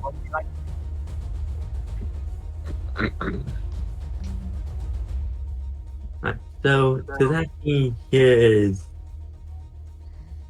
So Tazaki hears those motions and gets the spider bot go over and Okay, attack. so you're gonna command Spiderbot with your first action, are you? They do. Okay, so when you command Spiderbot, Spiderbot gets 2 actions. So what is Spiderbot going to do? Now he has a movement speed of, what was Spiderbot's movement speed? 25 feet, as most creatures. 10, 15, 20. So you can get up to there. Up to one of these 2 spots for 1 action. He has 2 actions total, so we can get closer. Action. Second action. Spiderbot goes right behind him. Right behind. He runs up there. The guy does see the Spiderbot coming, as he was currently looking towards Matilda and the Vox and sees the Spiderbot rush around. He raises his sword, but he raises his dagger, but looks somewhat confused at this small robot. Then sees the dried blood on Spiderbot's legs from the wolf, and becomes more worried. That's your first action to command it. What do you want to do with your? You've got 2 actions left.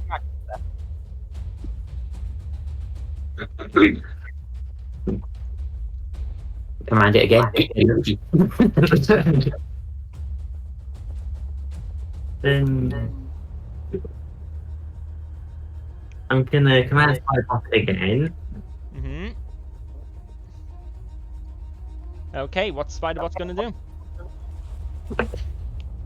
Right, his angle. And Spiderbot's going to attempt to intimidate. I'm not sure what Spiderbot.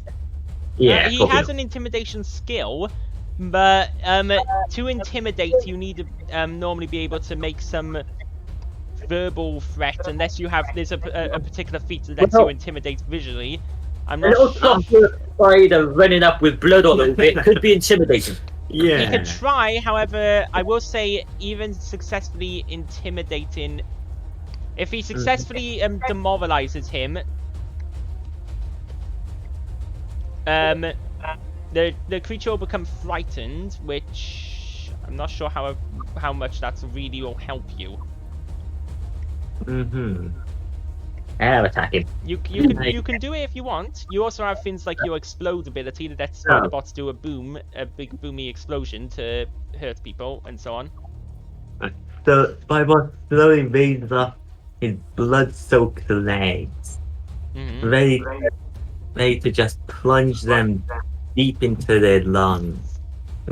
Okay, is this an intimidation you're going for, or is this an attack? And he plunges it right into them. A 25, that does hit, so roll damage. Ooh.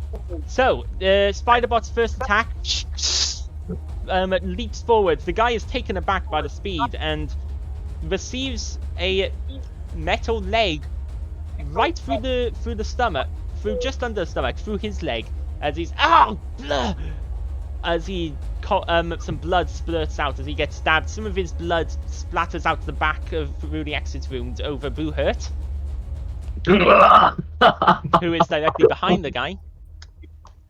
Unfortunately, because Boohurt is prone, he's not able to give flanking to the Spiderbot. Yeah, I can kick his legs out from under him. Spiderbot's second action. Spiderbot does have a second action.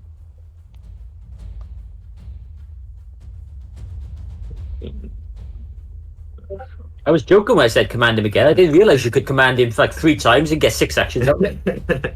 Yeah, command him again. Inventor can be pretty powerful if you play it right. Of course, that's not the most powerful thing Spiderbot can do. He can also heal people with explosions. weirdly, and Explosive. or just hurt people with explosions. But you also because you picked Seer Investigation, you can cauterize wounds with explosions in order to heal people. You may want to attack him again and end a command again to go around and heal it. That's not a terrible idea. I know. It I would agree. take another obviously longer to. You'd have to heal on the next turn. You could get him in position, but you won't actually get the healing off this turn. Mm-hmm. But you can. He still has one action, so if Spiderbot wants to make his second action, he can. Then pull down his legs from the enemy and get ready to bite into him. That'd be Okay, my- you want to make a bite attack? Remember to use the multi-attack penalty for this one. Yeah.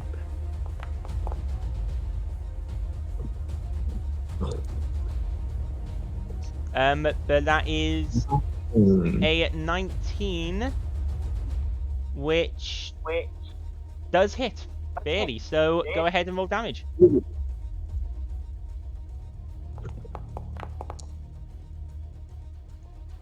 As the Spiderbot then bites for the guy, and while it's not as good a strike as the previous attempt, it still hurts the guy, and it's something for Spiderbot to be proud of. You have one action left. Now, if Spiderbot's attacking again, he's gonna have some serious multi-attack penalty. Like he will have a minus to hit. I'm pretty sure. Yeah. If he does any more attacks. So you yourself, I believe you share Spiderbot's you share the same multi-attack penalty as your creation. But you do have other abilities that you are able to do as well. But you have one action left. What do you want to do?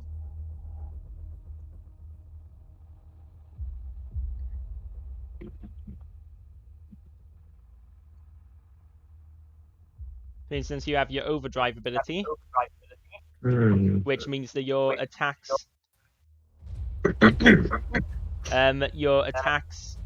deal extra damage and stuff for a minute. If you succeed on a crafting check, you have your shield. You said you had your shield out, right? Do you have a shield? You have a shield, No. don't you? No? Yeah, you do have a hide shield. But you only have your pepper box out, right? Yeah. Okay. Well, what do you want to do with your last attack?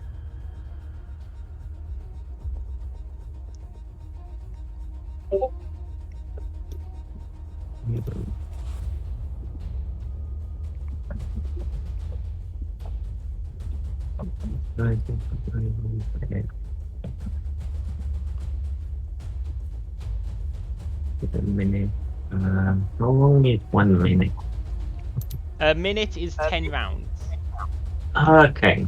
Or actually, it might be 6 rounds in Pathfinder, because I think the thing auto does is 10 seconds per round rather than 6 seconds. It's like that's what the clock is for, is to keep track of the time.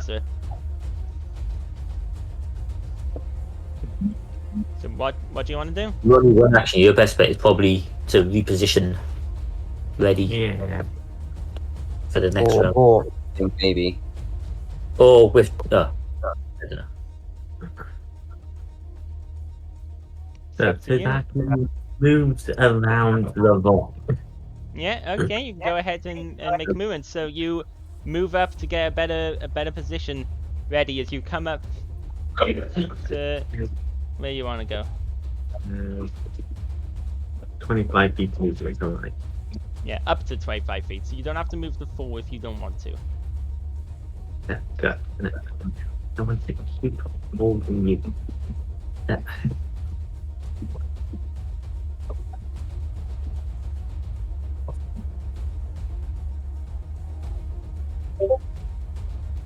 So where are you moving to?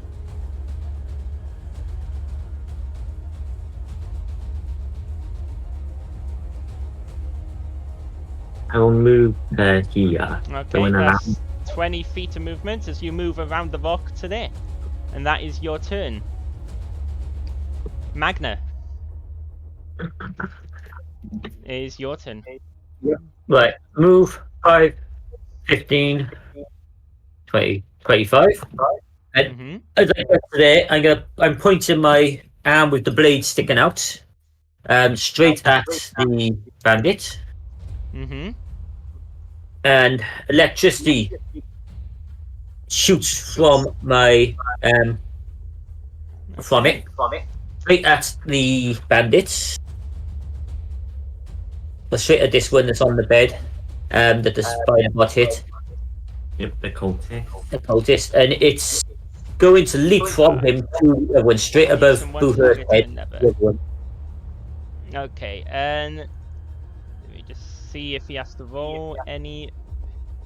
So this is which spell is it? Electric Arc. Ah, this is your arcane innate spell that you chose. You deal electricity damage plus arcane targets 1 or 2 creatures. Okay, within 30 feet. Save DC 18 basic reflex save. So they gotta make reflex. So you're targeting both of them. You're within range for both. It's gonna hit this guy first, and then the electricity is gonna basically go through him and shoot straight above Booher's head to this other one. Okay. So, either roll the damage. Roll the damage. Okay, so the lightning strikes the first one and shocks him immensely as he just absorbs the impact of the lightning. As the arc of lightning then strikes off him towards the other dodges to the side expertly, and the lightning swooshes past him until it just arcs into the ground harmlessly as he successfully dodges it. That's 1, and that's how many actions was... That was all 3. 1 move and 2 for that. Okay. Well, that was slightly anticlimactic. That's all 3 actions.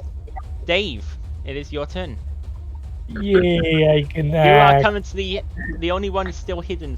No, you failed, didn't you? So you're not hidden. No, you succeeded on your stealth. No, they heard me thumping, but they didn't see me. Yeah. Was that okay? It was Booher who succeeded. Yeah. It's Booher and Dave that both No, it sort was of failed. It was Dave and Matilda that Alright, Fine. Yeah, Booher was fine until he ran into the middle of everyone. 15, 20, 20. Mistakes may have been made. Now we have these 2 guys. Which one looks more dangerous of these 2? Bandit. where were you? You were by. Where were you hiding? Because remember, a second diagonal is equal to then an extra 10 feet. So if you were by here, that's 5, 10, 15, 20, 25 would get you there. Alright. Okay, so that's 1 action. What was? Yeah. Did you have a question? Which one looks more dangerous of these 2? So the one at the back that has gutted Boohurt definitely looks to be the most dangerous. He is unhurt and his axe is dripping with Boohurt's blood. He definitely appears like the more competent of the 2. Alright, that's what I needed to know. Well, I can't attack this turn. I might as well prepare. So I am going to use the second action to move right in front of him. Okay. You And I run use up the third right to him. action to this. So as you run up, you feel the anger as you rage. You now have 5 temporary hit points from rage, which it automatically applied. Yeah, it's amazing. So you deal 2 additional damage on melee strikes. It's you take a -1 penalty to AC. You can't take. Your unarmed attack isn't agile, is it? No, it's a No. pure slap. Okay. Yeah, I Lasts can't. for 1 minute. That's good. Yeah. Yep, 10 rounds remain. So that is your turn. You rage. The second guy, the one who has been attacked by the spider bot and by Jomin and Magna, sees the outnumbering and he's like, yeah, we're outnumbered here. This is not good. Well. He appears to be a bit wary. He makes his first strike.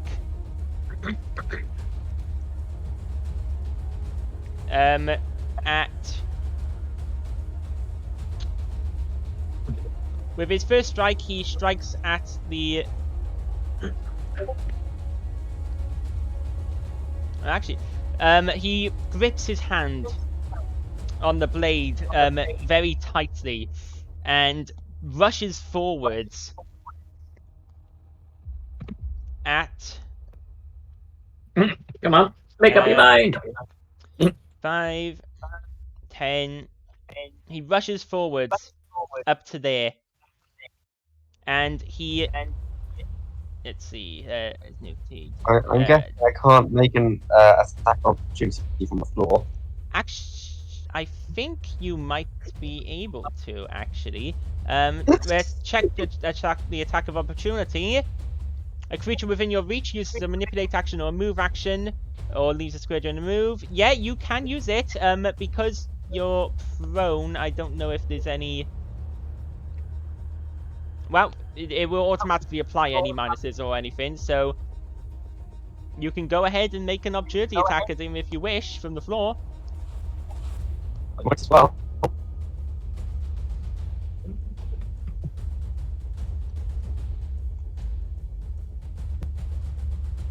Go ahead. Oh yeah, I got a little. Oh wow. Roll damage. What were you saying? I did have a little bit of minus duty plus 10. I'm gonna slash at this guy's the backs of his legs from the floor. Okay. Are you trying to make a non-lethal attack or a lethal one? Oh no, I'm trying to take his legs off. Okay. So you, as he moves forwards, you strike, and as you strike at his legs, you definitely cut something major as blood gushes out a bit over you. It sprays over you quite a fair bit. You're at this point getting covered in blood. At this point, yeah, you become covered in blood. At this point, it is not a nice sight as he stumbles forwards. Suddenly, a lot less sure of himself, and as he runs forwards, he still attempts to make his attack, and makes his attack first at Magna.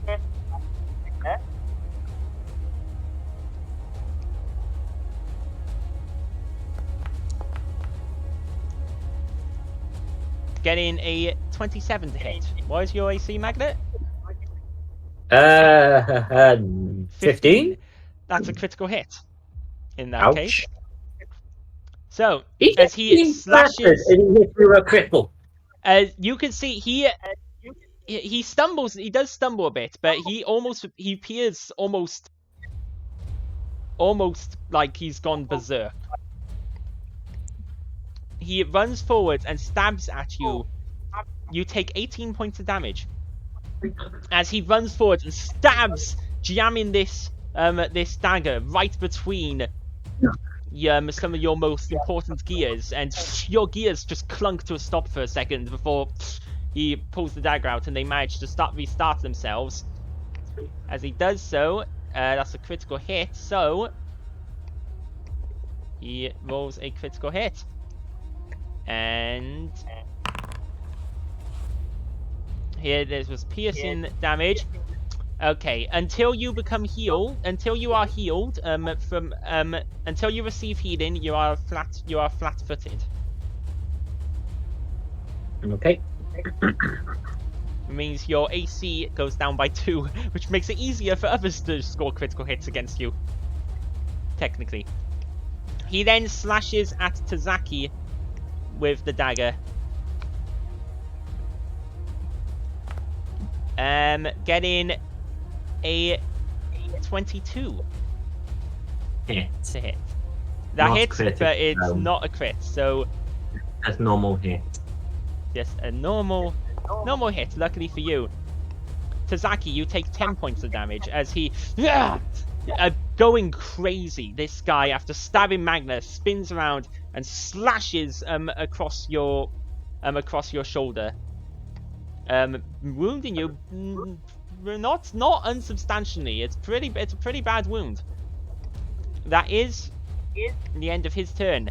Jomin, you see this. Magna has been pretty badly hurt. Boo-hurt is very badly hurt as well. And very red. What do you want to do?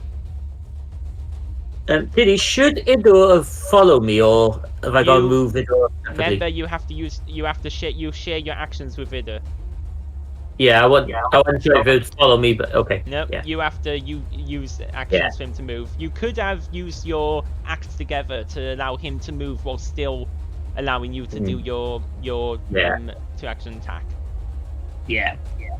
But Jomin, it is your turn. Boo-hurt is badly hurt. Magna is badly hurt. What do you want to do? Well, Joan wants to heal them. First Okay. of all. Yeah, you can. You do have healing spells. Now, you're too far away from Boo-hurt to heal both of them with one healing spell, with your healing burst. If you move even just 5 feet closer, you'll be within range to heal Boo-hurt with your 2-action cast, which also does extra healing. Or you could stay where you are and just heal Magna, or you could move and heal Magna with a touch. It's up to you, because the healing spell has different ways of casting it. If you use 2 actions to cast it, you can heal someone within 30 feet, and they get an extra 8 hit points back. Stay and heal Magna then. You want to stay where you are and use 2 actions to heal Magna? Okay. Yeah, Or I'm do you just wanna get asking. closer? You could do that. You could also move closer and then heal Boo-hurt, who's bleeding on the ground over there. It's up to you who you heal. Do what you said, the first one. What? Yeah, it's your choice. Up to you. I was Boo-hurt asking. is worse than Magna, but it's up to you what you want to do. Then can I use one action to heal Magna and then use the other action to move closer to Boo-hurt? So you could use one action to move up. If you want to get closer to Boo-hurt and still heal Magna, you could use one action to move up closer to Boo-hurt, and then either an action to heal Magna within touch, or you could heal one of them with your ranged healing for 2 actions. Do the one that the first one. Yeah. So you wanna? How close to Boo-hurt do you want to get? At least a little bit halfway. Okay. So you could get to about there. And then you could heal Magna with touch, or heal Boo-hurt with range if you wanted. Okay. Okay, so you move up for one action, and you get you can get a bit further if you want. You can get up to there, but then that's pretty close. Now, and that would be you could get to there and still be within range of touch against Magna.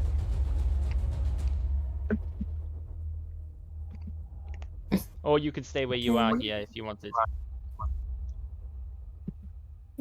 I could stay. Okay, and you said you wanted to heal Magna. Yeah. Okay.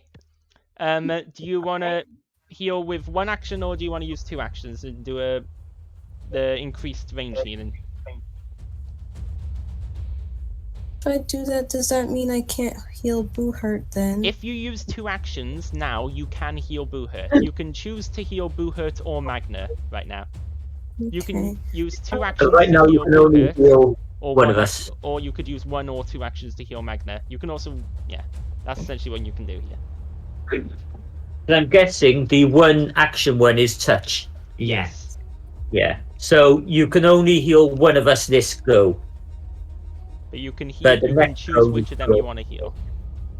I personally would say heal Boo Hurt because Yeah. he's in more dire straits than I am at this point. Yeah. And my turn is next, and then it's the bandit. Yeah. So I would say, Bandit in front of me. in fact, Magna turns around. Jomin, heal Boo Hurt. Leave me. Okay, I'll do that. And Yeah. Mm. Okay. I hope I didn't take up too much time trying to make a decision. No. It's good. It's good. It's alright. It's good. It is a lot to try and decide on, isn't it? Yeah, So you're gonna go for Yeah, it is. healing Boo Hurt, is it? yeah. Okay. Go for it.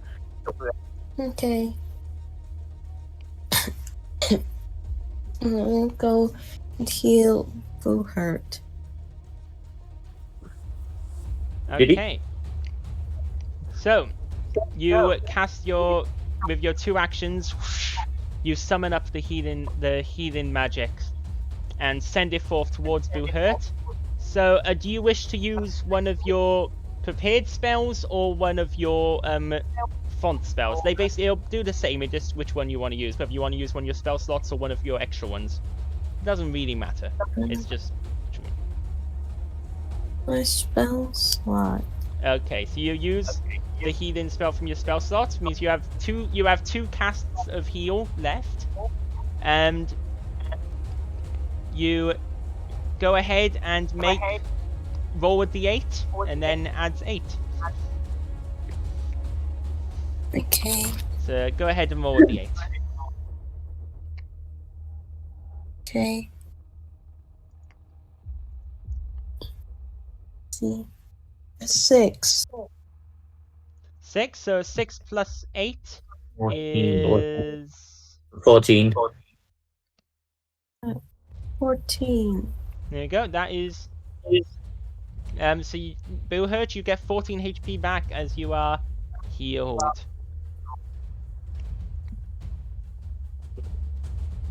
How much was that? 14? 14. 1 4. Yeah.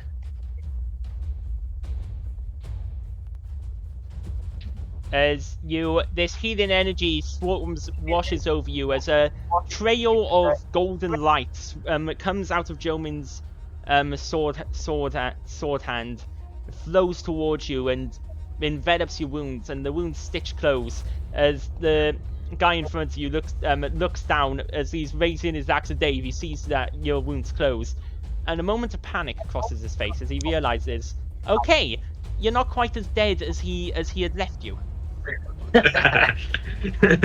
And that is Jomin's turn. Boo Hurt, at the start of your turn, you may also fast heal for 2 HP. So you just We'll do that.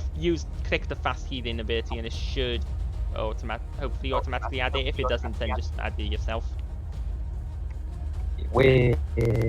It's under actions. It's a free action under your actions.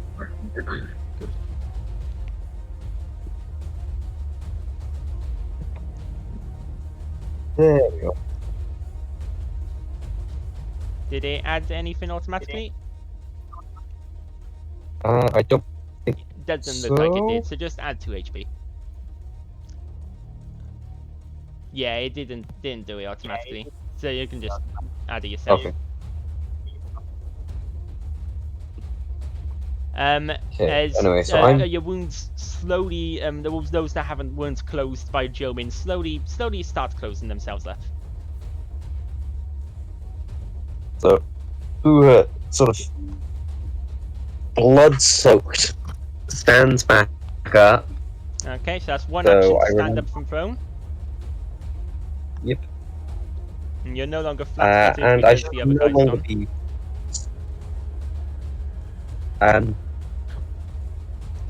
With my sword, can I switch to a two-hand grip and then strike? Yes, you can do that. It's one action to change grip, but you can do that. So you stand up, you I want change. to do a. Hmm? I want to do a power attack though. Yeah, you wouldn't be able to power attack at the same time, unfortunately. Hmm. Yeah, it's probably worth it for the extra damage though. Yeah, doing the power attack. So when you change grip, it changes the damage die, doesn't it, with that weapon? Yes, from Yeah. 6 to So it would 12. change. So I can even. Is it a D6 normally? Or No, is it's it- D8s. Yeah. So if you power attack with one hand, you'll do 2d8 damage. If you decide to change grip instead, you'll do 1d12 damage essentially. So it's which one you want to. Basic maths. Two D8s is more than 2D, and then more. More The than 1d12. 1d12 is more.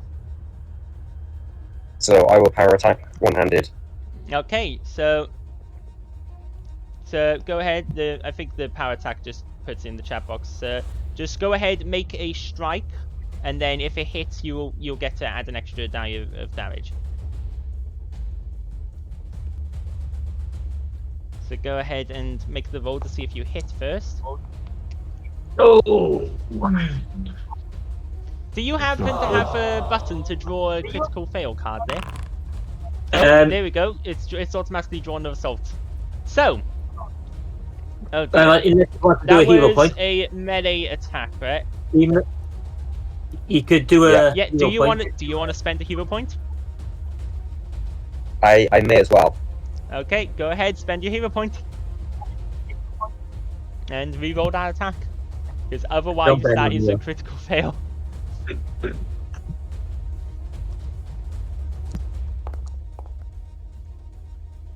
Better. That is better. That's a 28, so that is a normal hit. Go ahead and add, when you roll the damage, just write in the bonus box to an extra die.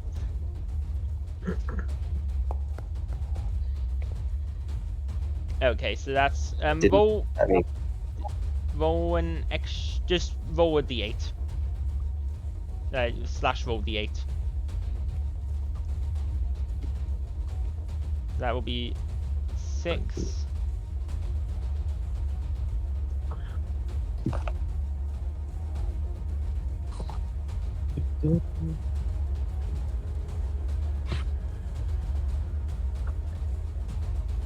it's not accepting that as command. Try slash 1d8. Slash roll 1d space 1d8. It accepts it for me. Not sure why. Make sure that you put the space as well. Yeah. Yeah, I didn't have a space. There we go. Okay. So that's an extra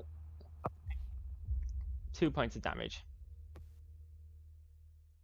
I'm not dead yet. So as you leap up from the floor and slash at him and he's definitely taken by surprise by your attack.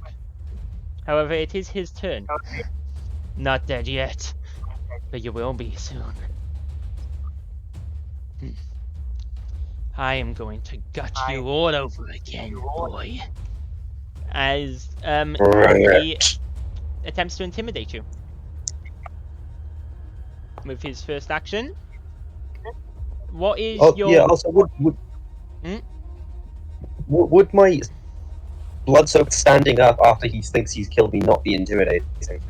You have to spend an action to intentionally try to intimidate someone. You could have attempted it, but you have to spend an action to try and demoralize them. Oh, okay.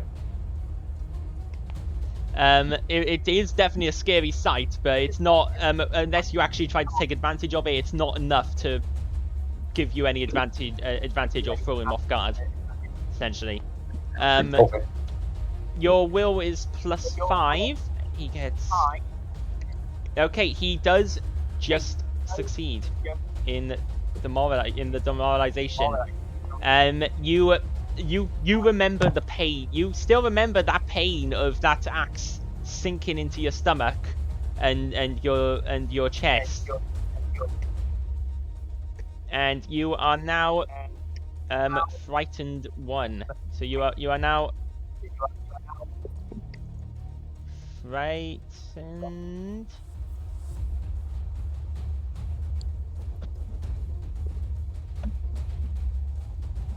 Which, if I remember correctly, the frightened condition means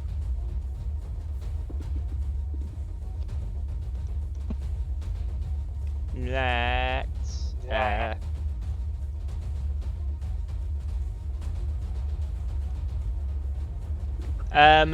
you take a penalty equal to this value to all your checks and DCs.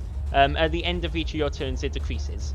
So essentially, your checks and your DCs include are reduced by 1 while you're frightened. After that, he slashes at you again with the hatchet. Once again, going for your stomach with the hatchet. A 25, your armor class is 18, so that does hit, but it's not critical this time. You take 10 points of damage. Luckily you've got some of the temporary HP to soak it up. So you take 10 points of damage as the axe cuts deep into your shoulder, and then he slashes the axe. Actually, after slashing at your shoulder, he then, seeing Dave obviously still in front of him, he makes a movement with the axe towards Dave's face to see if Dave flinches. Does Dave flinch? No. No. He makes a movement towards Dave's face before quickly turning and running the other direction. And Opportunity. yeah, you can make attack of opportunity.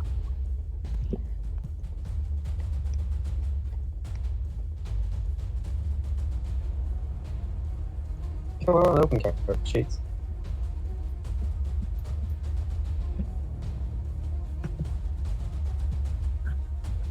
I hate it when they run. Come on. Okay, you. That's 24. That does hit.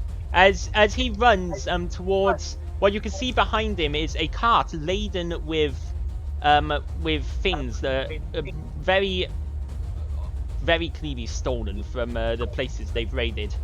You can see it's laden with various objects and boxes. You obviously can't tell everything that's properly in it from just a quick glance. The 24 does hit, so go ahead and roll damage.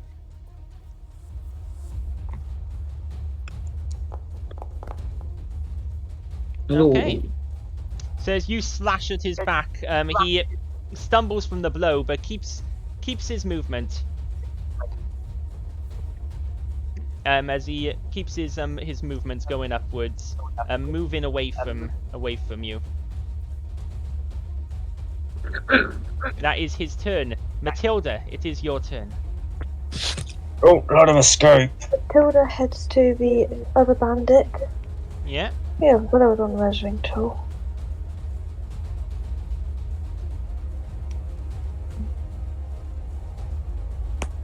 Oh, no, I can't interrupt someone else's actions, can I? Unless you have, I mean, you can, if you wish to say something, you can. Well, it's unless you've got like a thing that you can use. Yeah. I just wanted to suggest Matilda not to go for that bandit, to go after the one who's running away. Oh, good point. Yeah, you can retcon that if you wish and go after the one running away. I was like there. Now it's like. I'd have to go like 40 to 60 feet, actually. Yeah, he's pretty far away. You could get to him. In 2 turns. 25 will get you to there, and then further 25 could get you 5, 10, 15 could get you up to him. So 2 actions could get you up to him. Yeah. When I thought I was like, with me being rat folk, I thought it was like 20 feet. Oh, I think you. Hold on, I'll check. Your movement I think that was when you had is. power shield. Oh, I think you're. Let's see. It says speed's 25 feet, but you. Oh, because your tower shield. Also 25 because I don't The have a tire- shield up. The tower shield. Oh yeah, you don't have it wielded currently. It's on your back, isn't it? So. So yeah, it would be 25 feet movement currently. And when you've got your. So you could get up to him, right up to him in 2 turns. Okay, so I'll do that. Okay. So as you move up to him, you move up around the cart, and he sees you and stops. As you get there. Oh, I accidentally moved you too far. Sorry, that's my bad. As you get to there, he looks at you, and he's like, "Wait." Do you keep moving forwards? Once you get you're into still charging him? striking Are you still charging him? As he holds a hand out, it's like, "Wait."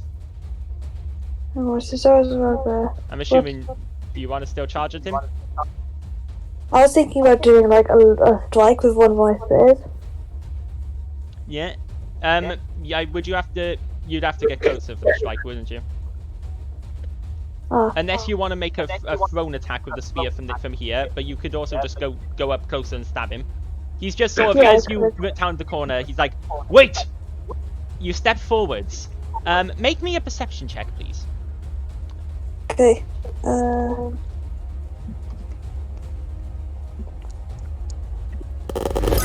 Oh my goodness! Right as you're about to step forwards, right as you step forwards, as he shouts, "Wait!" His eyes flicker down, and as you step forwards, your foot pauses. As you follow his gaze and notice, very well hidden in the ground, but you notice the slight edge of A bit fake fat. ground. As you No. realize that his whole weight and thing was very clearly a ploy to bait you into a pit trap that you now realize is lying before you in this square here. Can you see that? Oh yeah. You Yeah, realize that's what that thing you had up. I was trying to draw an invisible tile and it didn't work, so I had to. Yeah, it didn't work. You realize that there is a large pit between you and him, and you cease moving, I'd assume, because falling into a pit is not nice. Yeah, I'll probably have to throw the spear now. You could still throw the spear, but now you know there's a pit there. Yeah. Do I just be like, guys, there's a pit here, do not go here. He scowls like, smart, good for nothing. He seems very annoyed that his tactic failed. So for my final action, do I just like You can throw throw the my spear if spear you at wish. him? Yeah? Yeah, using the ranged strike, you can go ahead and make the ranged strike with it, which is just the one with the little arrow next to it, the little sort of this curved one. arrow. Oh yeah, ranged. Cool. And that is a 20 to hit. So you throw the spear, and he swings his blade and knocks it aside, and it doesn't go into the pit, but it just sort of clatters to the side over here. Nice try. That is your turn. That is your third and final action. Tazaki.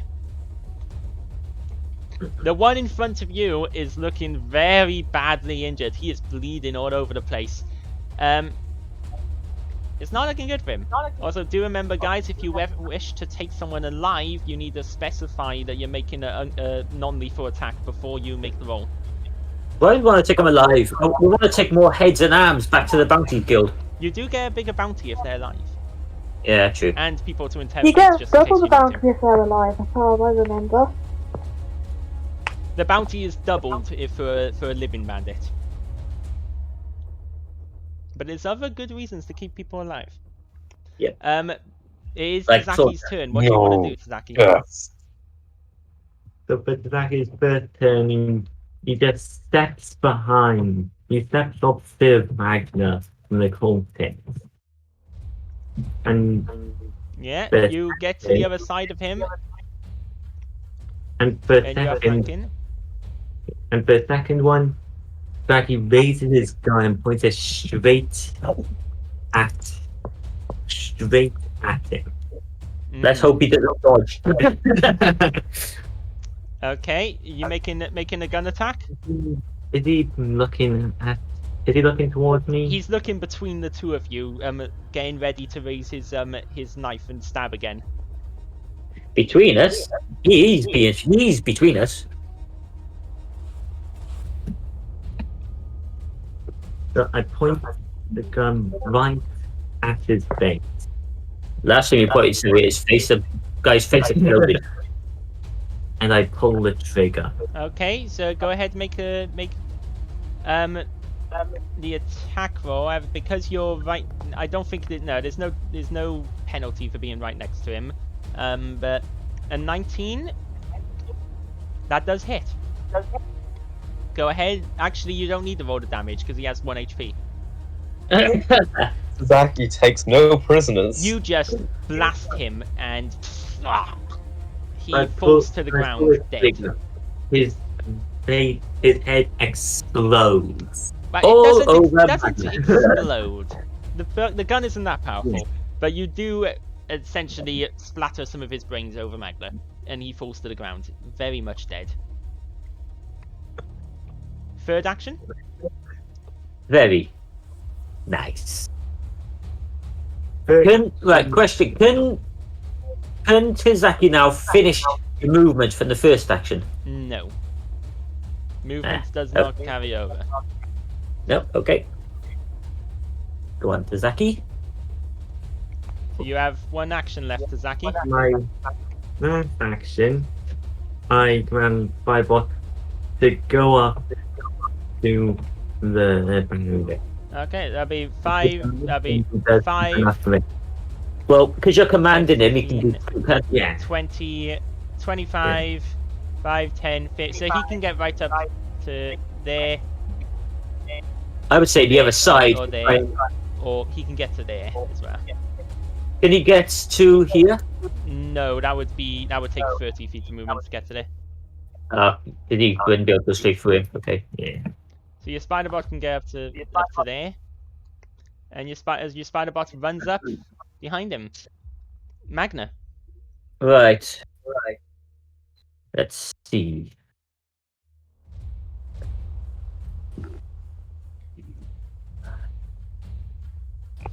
Okay.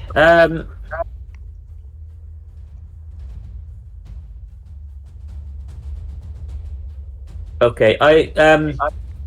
You see Magnus sort of pivot to face up towards the bandit, and his legs his feet sort of start flicking a bit. He crouches down and then just springs.